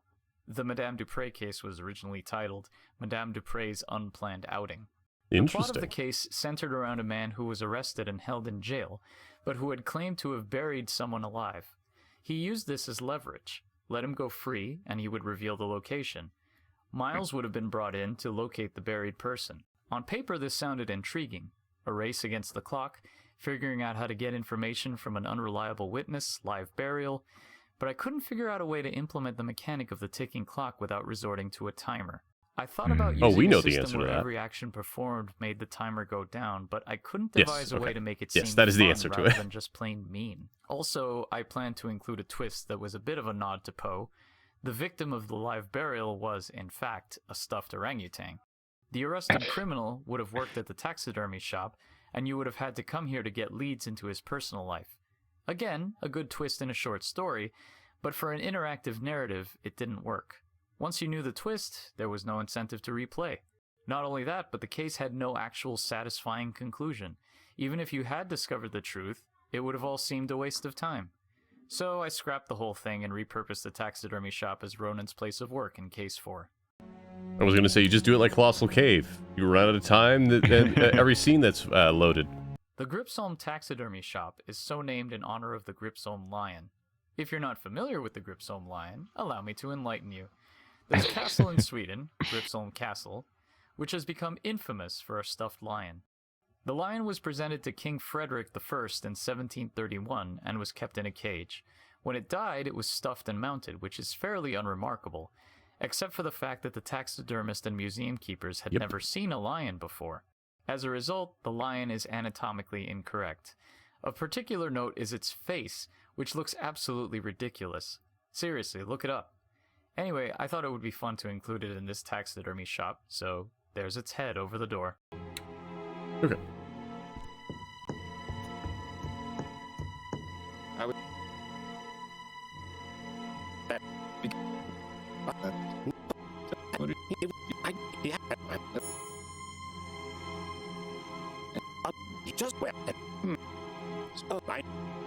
I know what you mean. Leroy may be a champion of the common man, but Atwood's vision for the future is more important right now. I couldn't agree more. Leroy wants to forsake all the technological advances of the last decade and take us back to the Dark Ages. Next thing you know, he'll be bringing slavery back. I doubt he'd go to such extremes. Perhaps we should drop the subject. Thank you for your help. Okay. Can we accuse now?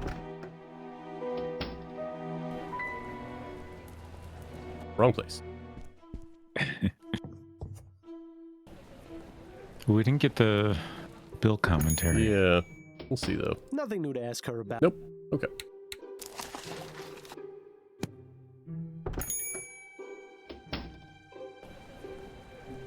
Back to Jumbly. One silly thing I like to do when drawing backgrounds is, if the opportunity allows, hide a funny message in another language. Generally speaking, I like to do it in languages that have other alphabets. In this game, there are two instances. This background and outside the Martin apartment in Case 1. For the sign above the opium den, I wanted it to be both amusing but also plausible. So I decided to go with completely legitimate place of business, figuring that the owners of the den would be having a private joke at the expense of the non-Chinese speaking public. I asked my friend Brian Kang to provide me with the correct characters in simplified Chinese rather than depending on Google Translate, as the results can be less than accurate sometimes. The other occurrence is in Hebrew, where the phrase, "You're a cat," is written on the side of a building. And if you're wondering what that means, well, don't worry about it. Okay. Yes? I'm looking for a man. Yeah, I don't. So that's what. My name is Miles Fordham, and I'm a private. The law. You got me. I think you need. I was told. Please. What sort of fiction set in the 19th century would be complete without including a visit to an opium den? The historically inaccurate kind, as it turns out. The prevalence of opium dens, especially in Victorian London, is based on the belief of literary fiction over historical fact. While opium dens did exist, the Chinese population of Victorian London never exceeded the low hundreds, in contrast to the tens of thousands who settled in North America. So it actually does make sense to find an opium den in New Britannia. Also, the dens had varying levels of opulence. Historically, the more low-end ones were sparsely furnished and were more likely to admit non-Chinese smokers, much like the one depicted here. Puzzle says Sherlock Holmes lied to me. Sure did.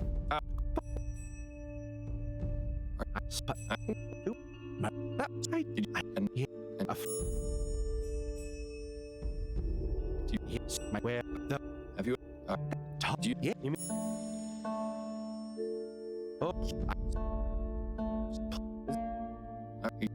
I big where.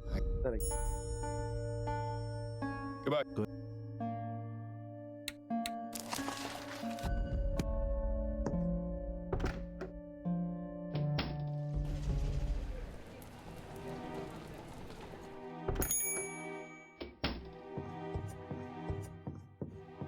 Have you got? Yeah. Did Ro? Who is? Just. I want.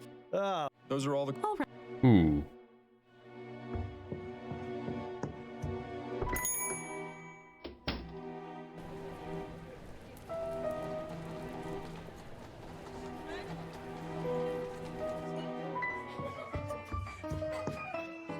Hello, Jim. All right. Does the name Priscilla? Yes. I see. Of course. Thank you for You're welcome. Nope. I was hoping that was the thing. Yeah. I mean, that is like, it's extra evidence that potentially points towards him, so. Nothing new to add. It does seem like that was a good thing to get.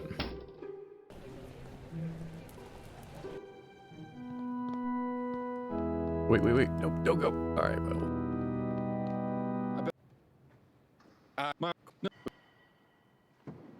Well, it was. Did we, if you notice as you're clicking through the dialogue, did we get the dialogue about the initials JB being on the gun? We did. That was from the coroner. The coroner, right? Yeah. Okay. I'll let you. I can't think of what other Jimbo evidence there would be.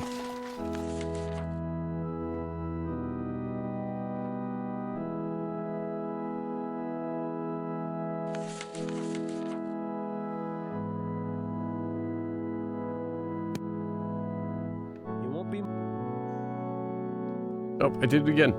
Go back. Back.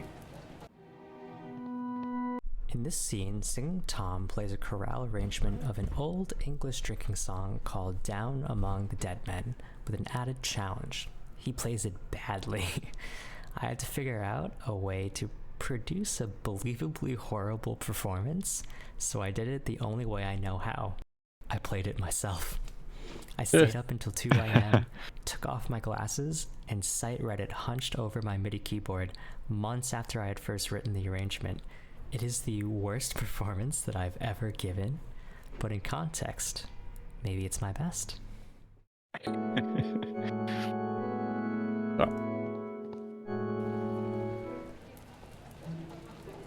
And their name is Jimbo. No, it's... I think his real name is James... Something like that. Something with a B. I can't remember the last name. It's on the tip of my tongue, but I can't think of it.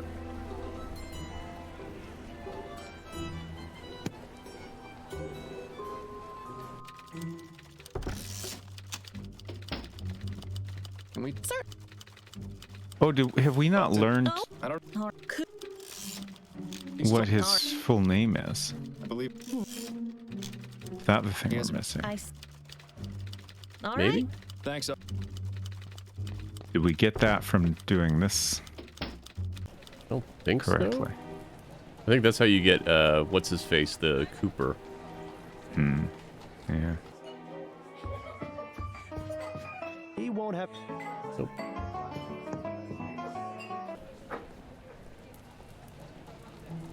Wrong place. I don't think.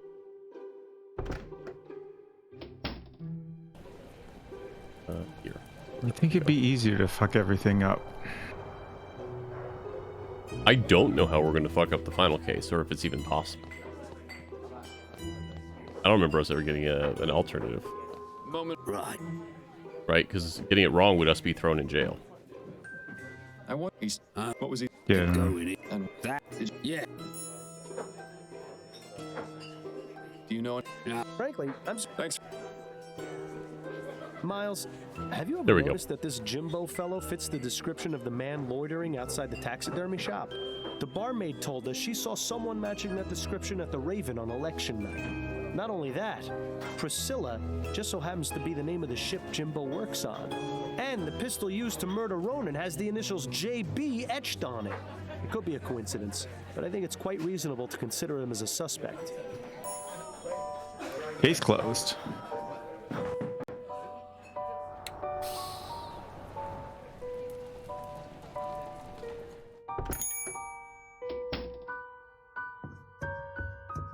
Hey, Res Mason. Have you got time for a few more questions, Mrs. Yes. I've completed my investigation. You have? Oh. Bograph. Bograph or Unsolvable?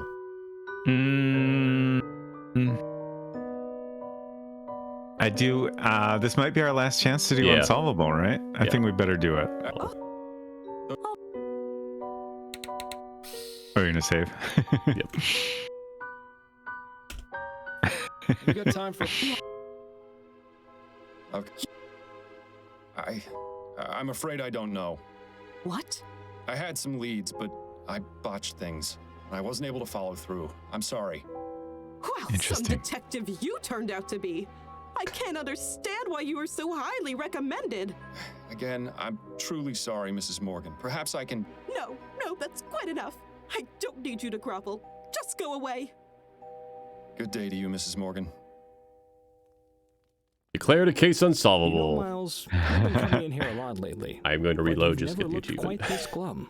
What's going on? I've bungled things. But it... Thank you for... All I... Now. No, thank you.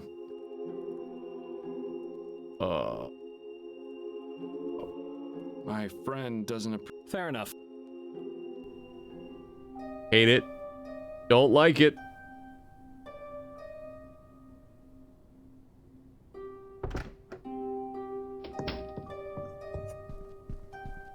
Fordham, wake up. Huh? Oh. Shake off the dreams. Okay. We'll reload real quick.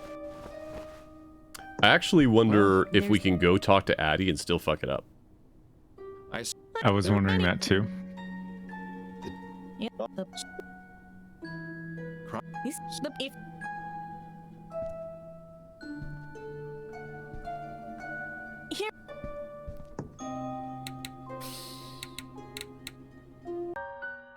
Have you got... Okay. It was... He's a sailor aboard the SS Priscilla, and up until recently, he was Ronan's lover. His lover? You mean Oof. Ronan was? Yes, it seems Ronan was leading a secret life.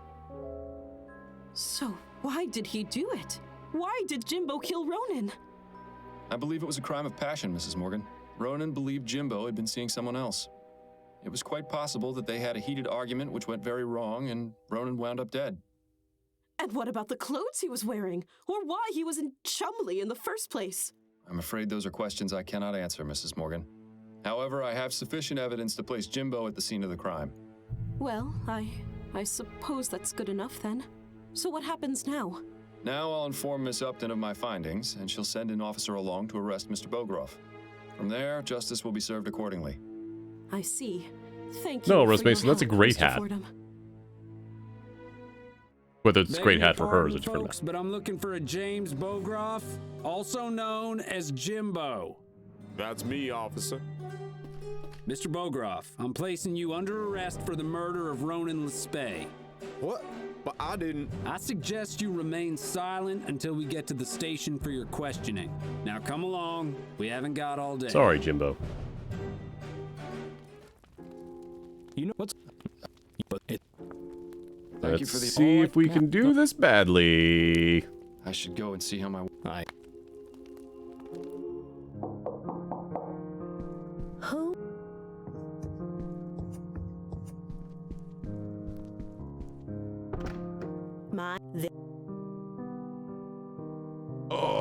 Yeah, you gotta. Hello, Addie. I've decided to forgive you for what happened. You've decided to forgive me? Incredible. If this is how you're going to be, I don't know why you bothered coming back. Goodbye, Miles. Definitely wrong choice. Well, that could have gone better. Ooh.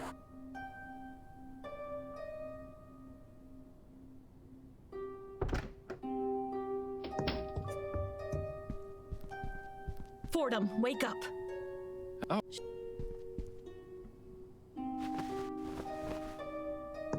What is there? So? People get. People, yeah. Oh. The final case. Who in the ether? We've just. Crime?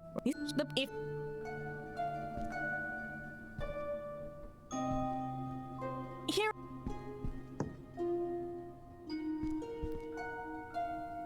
At least this poor slob got to die. Yeah, okay, so when we came back later and heard the dialogue, that was dialogue he would have said if he hasn't been pissed off at us. Pretty flower. Not a very...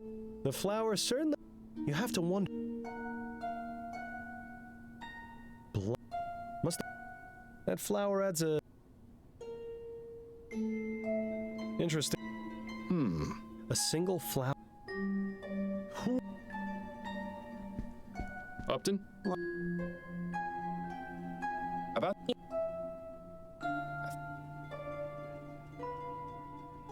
Something about the position of the body. Yes. The killer wants them looking up. I don't know if... You're right. There's a... You're right. One lily at... Wait. These... I don't believe... At the...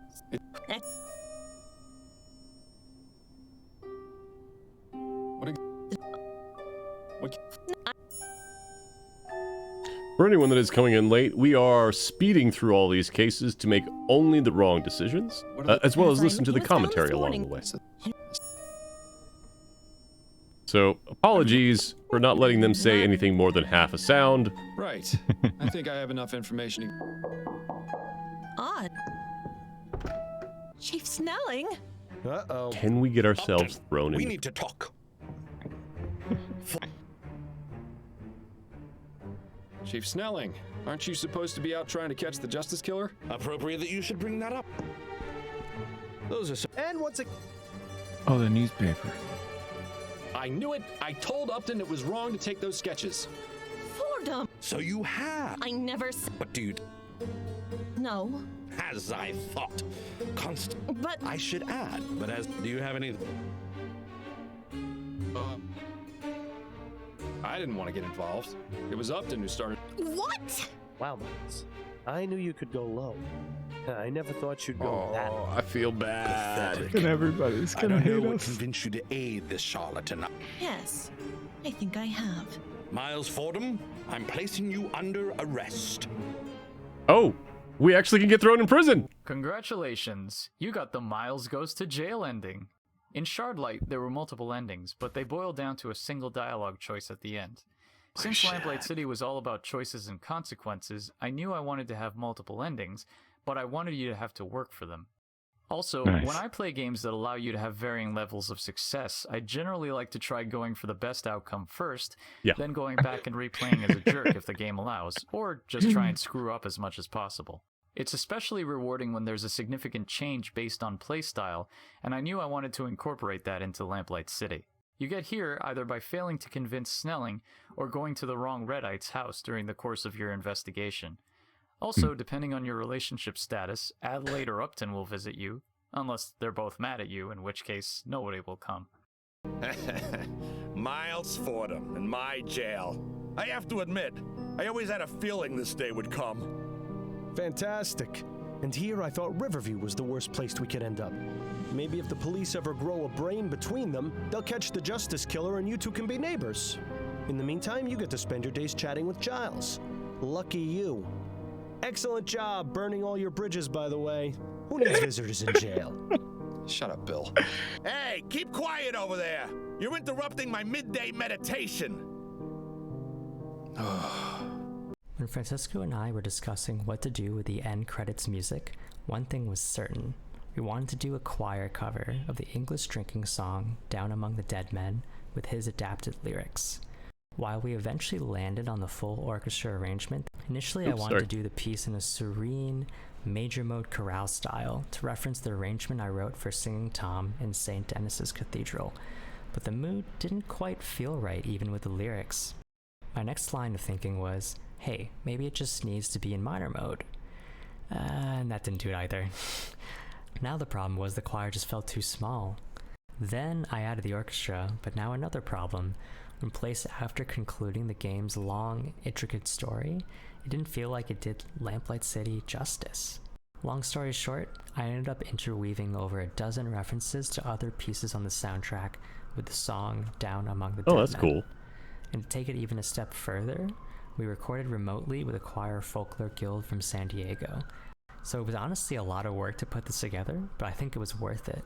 I wanted players to feel as if they were reliving parts of their adventure during the end credits, and deep down I knew this was the only way to do it. Cheer up, Miles. You may be in jail for the next several years, but at least you won't be alone. Do not pass go. Ended up in jail is the trophy that we just got. That's great. So I think to finish this out, let's reload to see with Connie visiting us, and then reload to see with Addie visiting us. Okay, sounds good.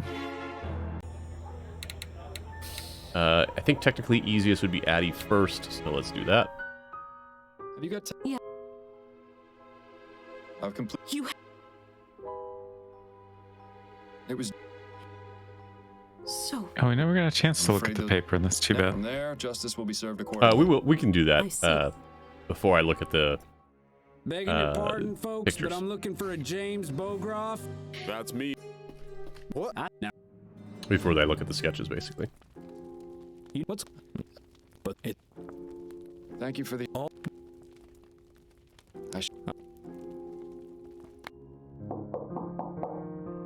Who?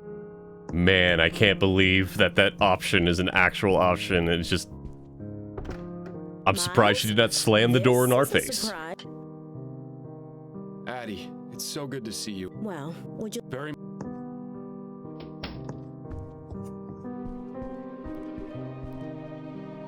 Was it... I've given it a lot of thought. Miles, what do you do? About why I've been at... Well... Don't do it, Miles. Man. I've been hearing... Fordham! I can't... Yes. That's why I was taking the soporific. Turns out that What does... The type of things he'd say when he was alive. Mainly he nags me to find the flower shop burglar. He thinks doing that will let him find peace and move on. I see. I told you you... Don't be ridiculous, Miles. It's nothing like that. It's... I wish you had told... I know, but... Well, I'm glad... So... It is quite a lot to take, but what matters now is that... I understand. Well, Lovely to see you. Perhaps I'll... Or sooner, if you'd like. Sure. Like the... Right. Good night. Okay.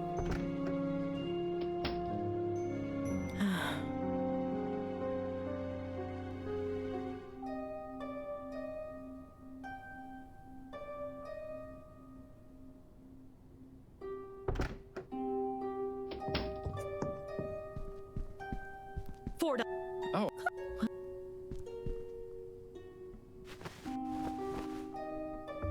What is... The... Dog. Crimes? If... Just a second, Upton. I gotta go look at this newspaper first.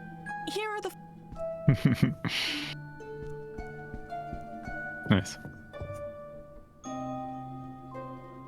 Atwood under fire for alleged cooping scheme. That is the same. There we go. Ronan Lispey, an employee of the Grisham taxidermy shop. Grisham? Grisham. I don't remember anymore. Was murdered outside the Silent Raven pub in Cholmondeley on election night. Chumley. According to New Britannia police, the person responsible was James Borgoff, sailor on the SS Priscilla who was on shore leave. At the time of this writing, the motive for the murder remains unclear, although unconfirmed source reports the two men were former lovers, and the murder was a crime of passion. Borgoff was arrested on the charge of murder in the second degree. That's interesting. Because it's not premeditated. And is set to stand trial in November. Lespay was described by his sister as full of life and an avid fan of books and travel, although Mr. Lespay himself apparently never left Vespuccia. Contributions to pay for Mr. Lespay's funeral expenses are being accepted. Okay. Oh.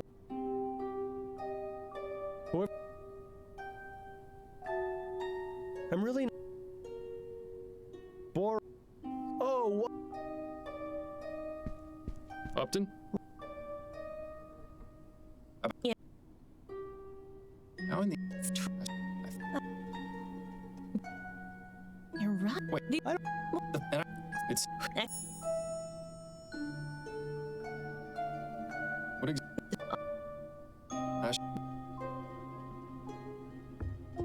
Where are you? Wait. Upton? What?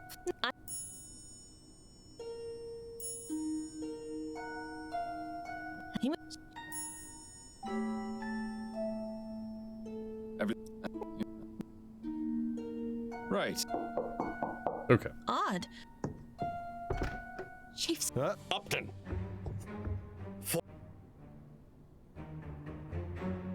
Chief's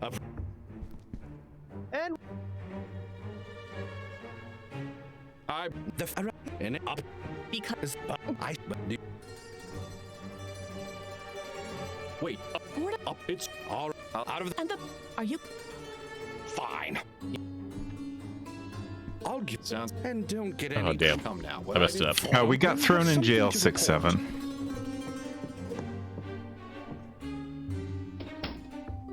Now we're. I might have to reload. well, but not a very. Yep. Shit. That's on me. That's okay. Just trying to think if there's another, because like to get to the Redite would require us to go to the entire case. Yeah. Okay. Yeah. Let's reload. Have you got? Sounds fitting. That must be the true ending. It was Perhaps. James Perhaps. so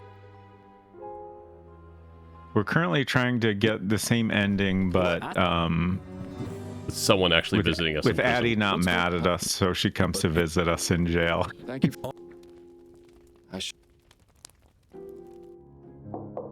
Previously, everyone hated us, so no one came to visit us in jail. The worst possible ending, I think. Yeah.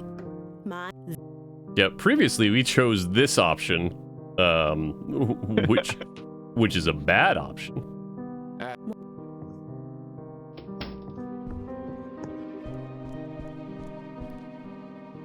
Was there something you wanted to talk about? Have you tried messing with the save file format? Nope. I wonder what the format is like. I mean, I'm assuming it's Adventure Game Studio, so. Yeah, I don't know anything about their save format, though. I thought it's in, like, Hex? Okay. Yeah. What?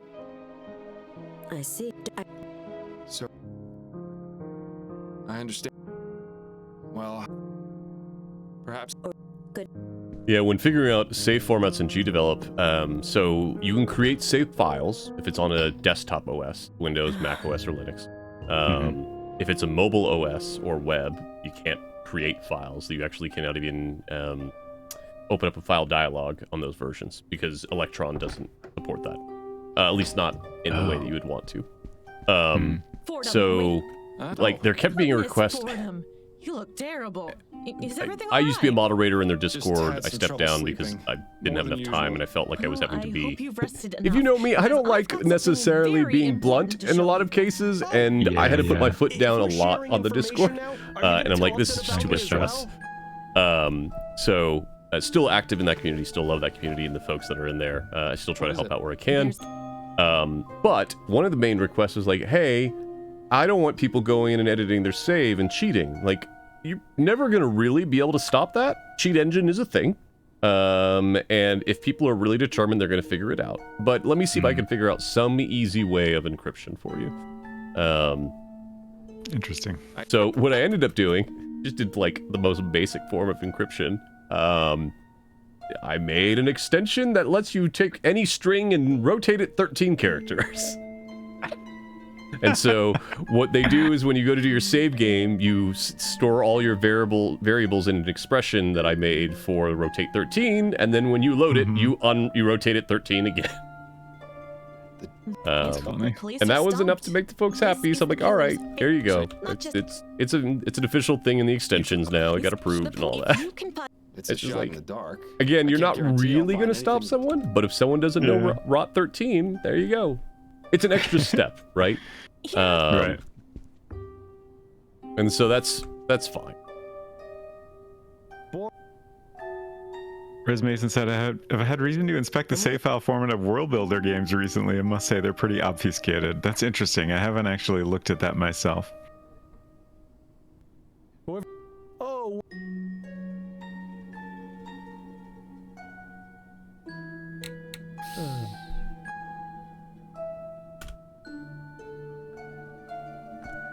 Upton?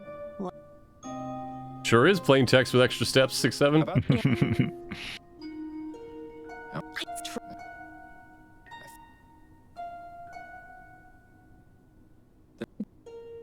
You're right. Wait. It's... I think the general idea and the reason why people ended up being happy with it, everyone that is like that one extra step. Even if someone is aware of Rot 13, it might just be enough to stop them from even messing with it. And if that's really what they cared about, that's fine. Like if you open up the file in a text editor and, you know, it looks like, oh, this makes sense, right. You know, here's some stuff I could fool around with and see what happens. Yeah. Then people are going to do that. But if it doesn't make any sense, then probably a lot of people just feel like, oh, whatever, I guess it's too hard to figure it out. I knew it. No. I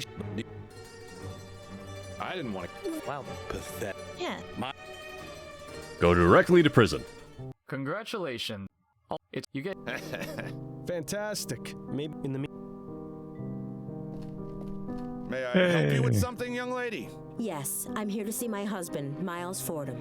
Your husband? You really know how to pick him, Fordham. Shut your mouth, Giles. Hey, now, shut up, Giles. No respect for your jailkeeper. Go ahead and speak to him, but don't take too long. 5 minutes and then on your way. How did you get into this mess? I don't think I can tell it all in 5 minutes.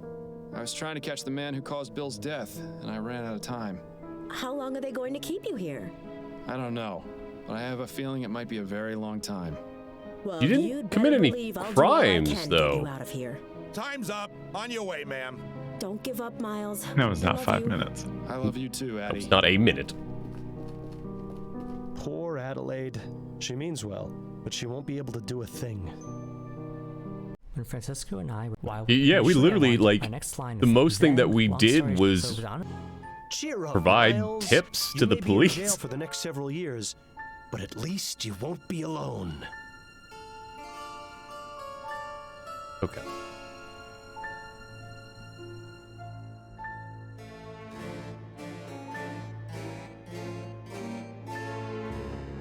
I'm trying to think, like, the only way that we could see the Connie one is to piss off Adelaide, don't piss off Connie, and then go through the entire case and get to the wrong person. That seems like a lot of time when it's already 11:30 for you. Sure. Are we good with stopping here? I'm fine with either way. I feel like we've seen most of what we wanted to see. So. Yeah, I think it's this is a great game, and the variability that it does have is surprising. I totally thought that it was going to just say like, you don't have enough evidence for these people. Maybe the unsolved case one would let you skip or whatnot. The commentary is great. Getting to hear all of the decisions that he went through, and his narrative editor and the musician is fantastic. That's exciting. I have some new games to go check out that I will probably check out off stream. Yeah, let's call it here. I think overall this was a great experience. Thank you so much, robotspacer, for joining me on this. Let me get you another shout out. For not only joining me on this long adventure, but for joining me in our very first ever Consulting Detective Network stream. Thank you for having me. It's been an honor. It's been very fun. So this will mean that I will have a short break on CDN. I don't know if I'm going to take a break on streams. I really want to get through more of Another Crab's Treasure. So I'll probably keep playing that. I will say that I do know what the next CDN stream is. In a couple of weeks, I will be playing Duck Detective, which is coming out on the 28th, with Sugar in Space, a friend, fellow VTuber, all-around variety streamer, and artist. That's going to be a shorter game. I think they even say on the Steam page it's like 2 to 3 hours, so that may only be 1 or 2 streams, depending on how stumped we get. They did also just put out a trailer showing that they added a honk button, where the duck, or sorry, a quack button, where the duck goes quack. So I'm very excited for that. An important addition. Very important addition. I'm very excited for that. CDN will continue. The days will change, because it's always based off of the people that I'm streaming with availability. The locations may change. We may stream on other channels, depending on what people are comfortable with. robotspacer, when is your next stream? My next stream is on Tuesday, and I'm getting close to finishing Malpidi Island. I went back to watch the rest of the VOD. I'm very excited. This could be the conclusion, maybe? I won't be surprised if it's not really, but... I very easily see... I mean, we said this before, but I still believe it. I could see you finishing before May is over. I think if I don't finish it on Tuesday, it'll be the week after. I feel pretty good about that. That's exciting. We're super close. What are you going to do with a different game on Tuesday? Well, the first thing I'm going to do is play more Malpidi Island. We're going to check out the Amiga version, because it's surprisingly different, and I really want to just take some time to appreciate the whole thing. And I think that'll be fun. Totally valid, yeah. It'll be interesting to see, because the resolution of the game is different, but all the assets are based off the same base, right? The resolution is actually the same. Oh no, that's right. That's right. That's why it looks a little odd, because of the original playthrough. It was like being stretched in some way when you first started, right? Right. Yeah. Yeah. But the art is completely different. There's a lot more animation. Also, I forgot to mention this on stream when I was talking about the differences recently, but it also has like background sound effects that are very cool. Also, Makes I sense. know the digitized voices are a little bit different. I haven't actually had a chance to check that out myself, but the Amiga sound chip had a lot more channels possible at the time compared to what was common on PCs. I want to say about the time that Malpidi Island came out, I don't even think that you had the AW32 Sound Blaster. I don't even know if it was a Sound Blaster 16 yet or not. But there just wasn't enough channels or memory on the sound cards. Like the Amiga, it is very interesting to think about a timeline where the Amiga got as big in the US as it did overseas. Because I mean, flat out, it was better than PCs for a good long time, until at least like late 486. I'm very excited to see you can come to the conclusion. I'm very interested to see what the actual conclusion is. yeah, I still like. I'm so far into it, and I still don't really know what's gonna happen, which is wild. Bonus content. In settings menu? Oh, there was mention of that in the commentary, and I was looking through my GOG files while you were clicking through things. I was like, there's no extra content in here. I wonder if it's accessing the game somehow. I'm going to click through the concept art, and then we will definitely look at the bloopers. Oh, interesting. I'm going to bet that Rosewater takes place in Dixie? Maybe so? Piedmont? Probably not Appalachia.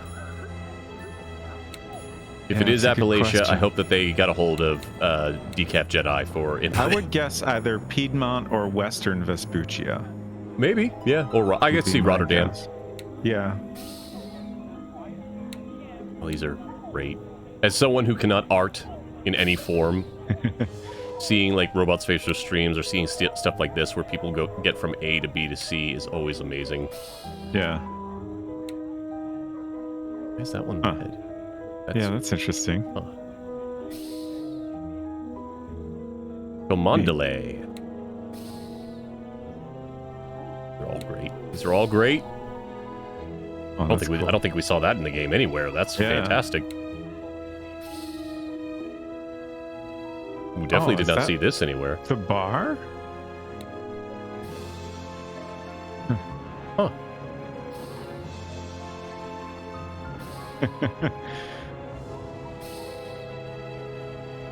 This is very cool. These are all very good.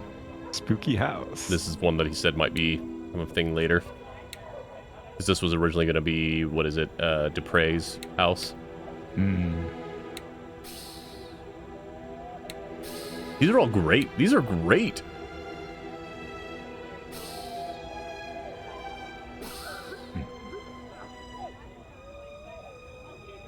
Definitely not a place we ever went. Okay. Bloopers! Oh boy. Dearest? Hold on, sorry. In the middle, see? God, this bird's annoying. I'm gonna turn this up a little bit because Yeah. Let me turn it up for you as well, chat. Hold on a second.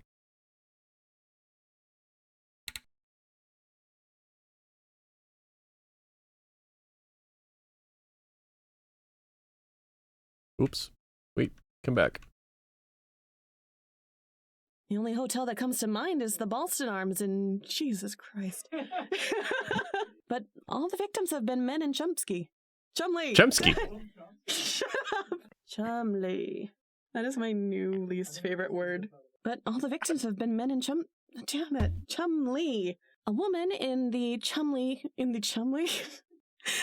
I hate Chumley so much. Come on. There's not a moment to lose. Sorry, I just wanted to make him feel like I'm excited. I'm excited. Do we miss the unwelcome pirate one, Andy? Cormac's just going to pop inside for a quick putt. God damn it, Barbosa! Get out of me!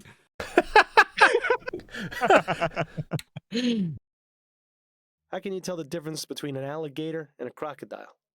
How? One will see you later, and the other will see you in a while. You're fired.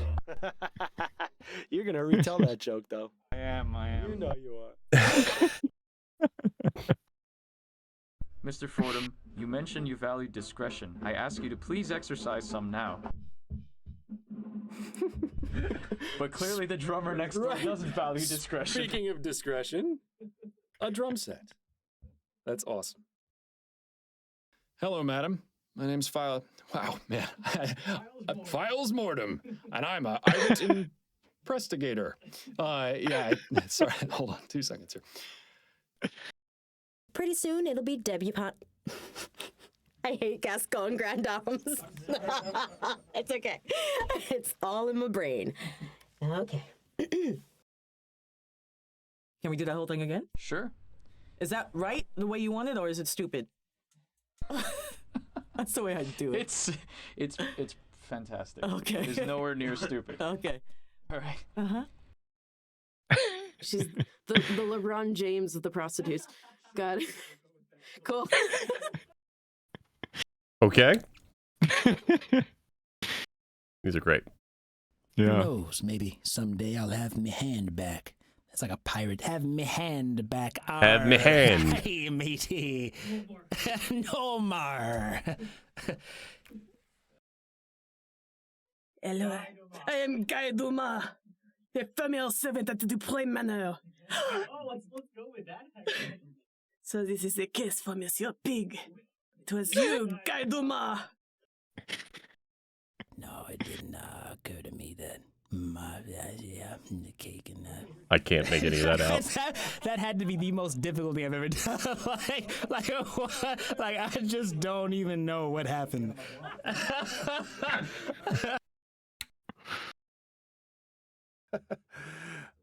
I thought it was funny. I don't care, you two pixies, out the door, through the window. Oh, it's been so long. I remember a hot rum punch. No, not nearly cold enough for that, nearly cold enough. Mulled wine, easy on the cinnamon. Off with you, my good man. Burly Cause. Burly Cause. All these names were generated with the internet Victorian name. Victorian name generator.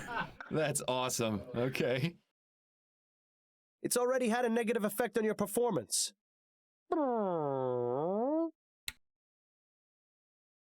Okay. I thought we was friends. China? Oh, that was my secret to tell, not hers. I thought we were friends. See, this is why you can never go to the UK. I know. Oh, forget it. On duty? On duty. On duty. Duty. On duty. That's the line. On duty? On duty? What are you, a cop? On duty. Look who's on duty. You a police officer on duty? Ridiculous. Oh, somebody's on duty. On duty? What are you, a cop? I see Chumley coming, and it's like, wow, that can't be how that. Yeah. Okay. The pronunciation, I love the fact that it's pronounced that way. I can't wait to see people try and like read that and freak out when they see it. All right. Everyone has so far. Yeah, because my God, look at it. It's just you're the lucky one that gets to save the most. Right. Yeah. At that point, I would just start writing the lines with the way you spell Chumley. Oh, get away from me, you horrid man. You smell like rotten cheese. Are those the lines? No. Almost. I've got some nuts for you. Oh, how do you like this little acorn? Is this? Oh, this one has your name on it. Oh, and this one has your name on it. Oh, you little darlings. Oh, yes. Give me your little squirrely hugs. Oh, you little sweetie pies. Oh, I love you so. Excuse me. Had a bit too much chili for lunch. Yeah, brother. Well, it hasn't been easy, my brother, you know, and, no. Hey, brother, where the bitches at, brother? Yeah. Come on now, we at the Ruined Coffee House, man. It's nice to know someone like you can appreciate some of the finer points of culture. Oh, God, she's a horrible person. For God's sakes. Well, she gets schooled with this. Good. Opium is one hell of a drug. Cocaine is one hell of a drug. What did the five fingers say to the face? Smack! I'm Rick James, bitch! You've run out of dialogue options. Moving along. This ain't my first rodeo. And it says here they still don't know what caused that brewery. This word. Oh, no. Okay. Brewery is, yes. And it says here they still don't know what caused that brewery explosion. Oh no! Can I punch brewery? Oh no! It's literally. We can get rid of brewery if it's literally my whole life. That word. I love Heartland Brewery, but if it makes you feel better, I can't say auxiliary. Yay! Okay, it does. It does. It makes me feel like I'm not such a. Oh my gosh! Oh my gosh! For a long time. That was me in February. Just could not. My brain saw the extra R and I could not do it the right way. And it says here they still don't know what caused that. Actually, I think someone's knocking at the door. Who can it be knocking at my door? Go away. Don't come around here no more. Aha! Aha! Aha! Aha! Aha! Saying aha is so weird. You're not wrong. Oh, and that's the end of it. That was great. It was fantastic. And that's the end of Lamplight City. If you are watching live, please stick around. We will raid someone rad. I will be back on Wednesday, as I mentioned. And please join us on robotspacer's channel on Tuesday, because I would like to see him defeat Malpiti Island. Or get closer. What's the hour count at this point? I haven't tallied it up recently. Probably around 1:15 is my best guess. What's the stream count out at this point? 30? 40? No. Either last week was 25. I think next week is 25, I think. Okay. Awesome. Well, if you're watching the VOD, check out something else out on the channel, and be safe and be kind to one another. Bye-bye!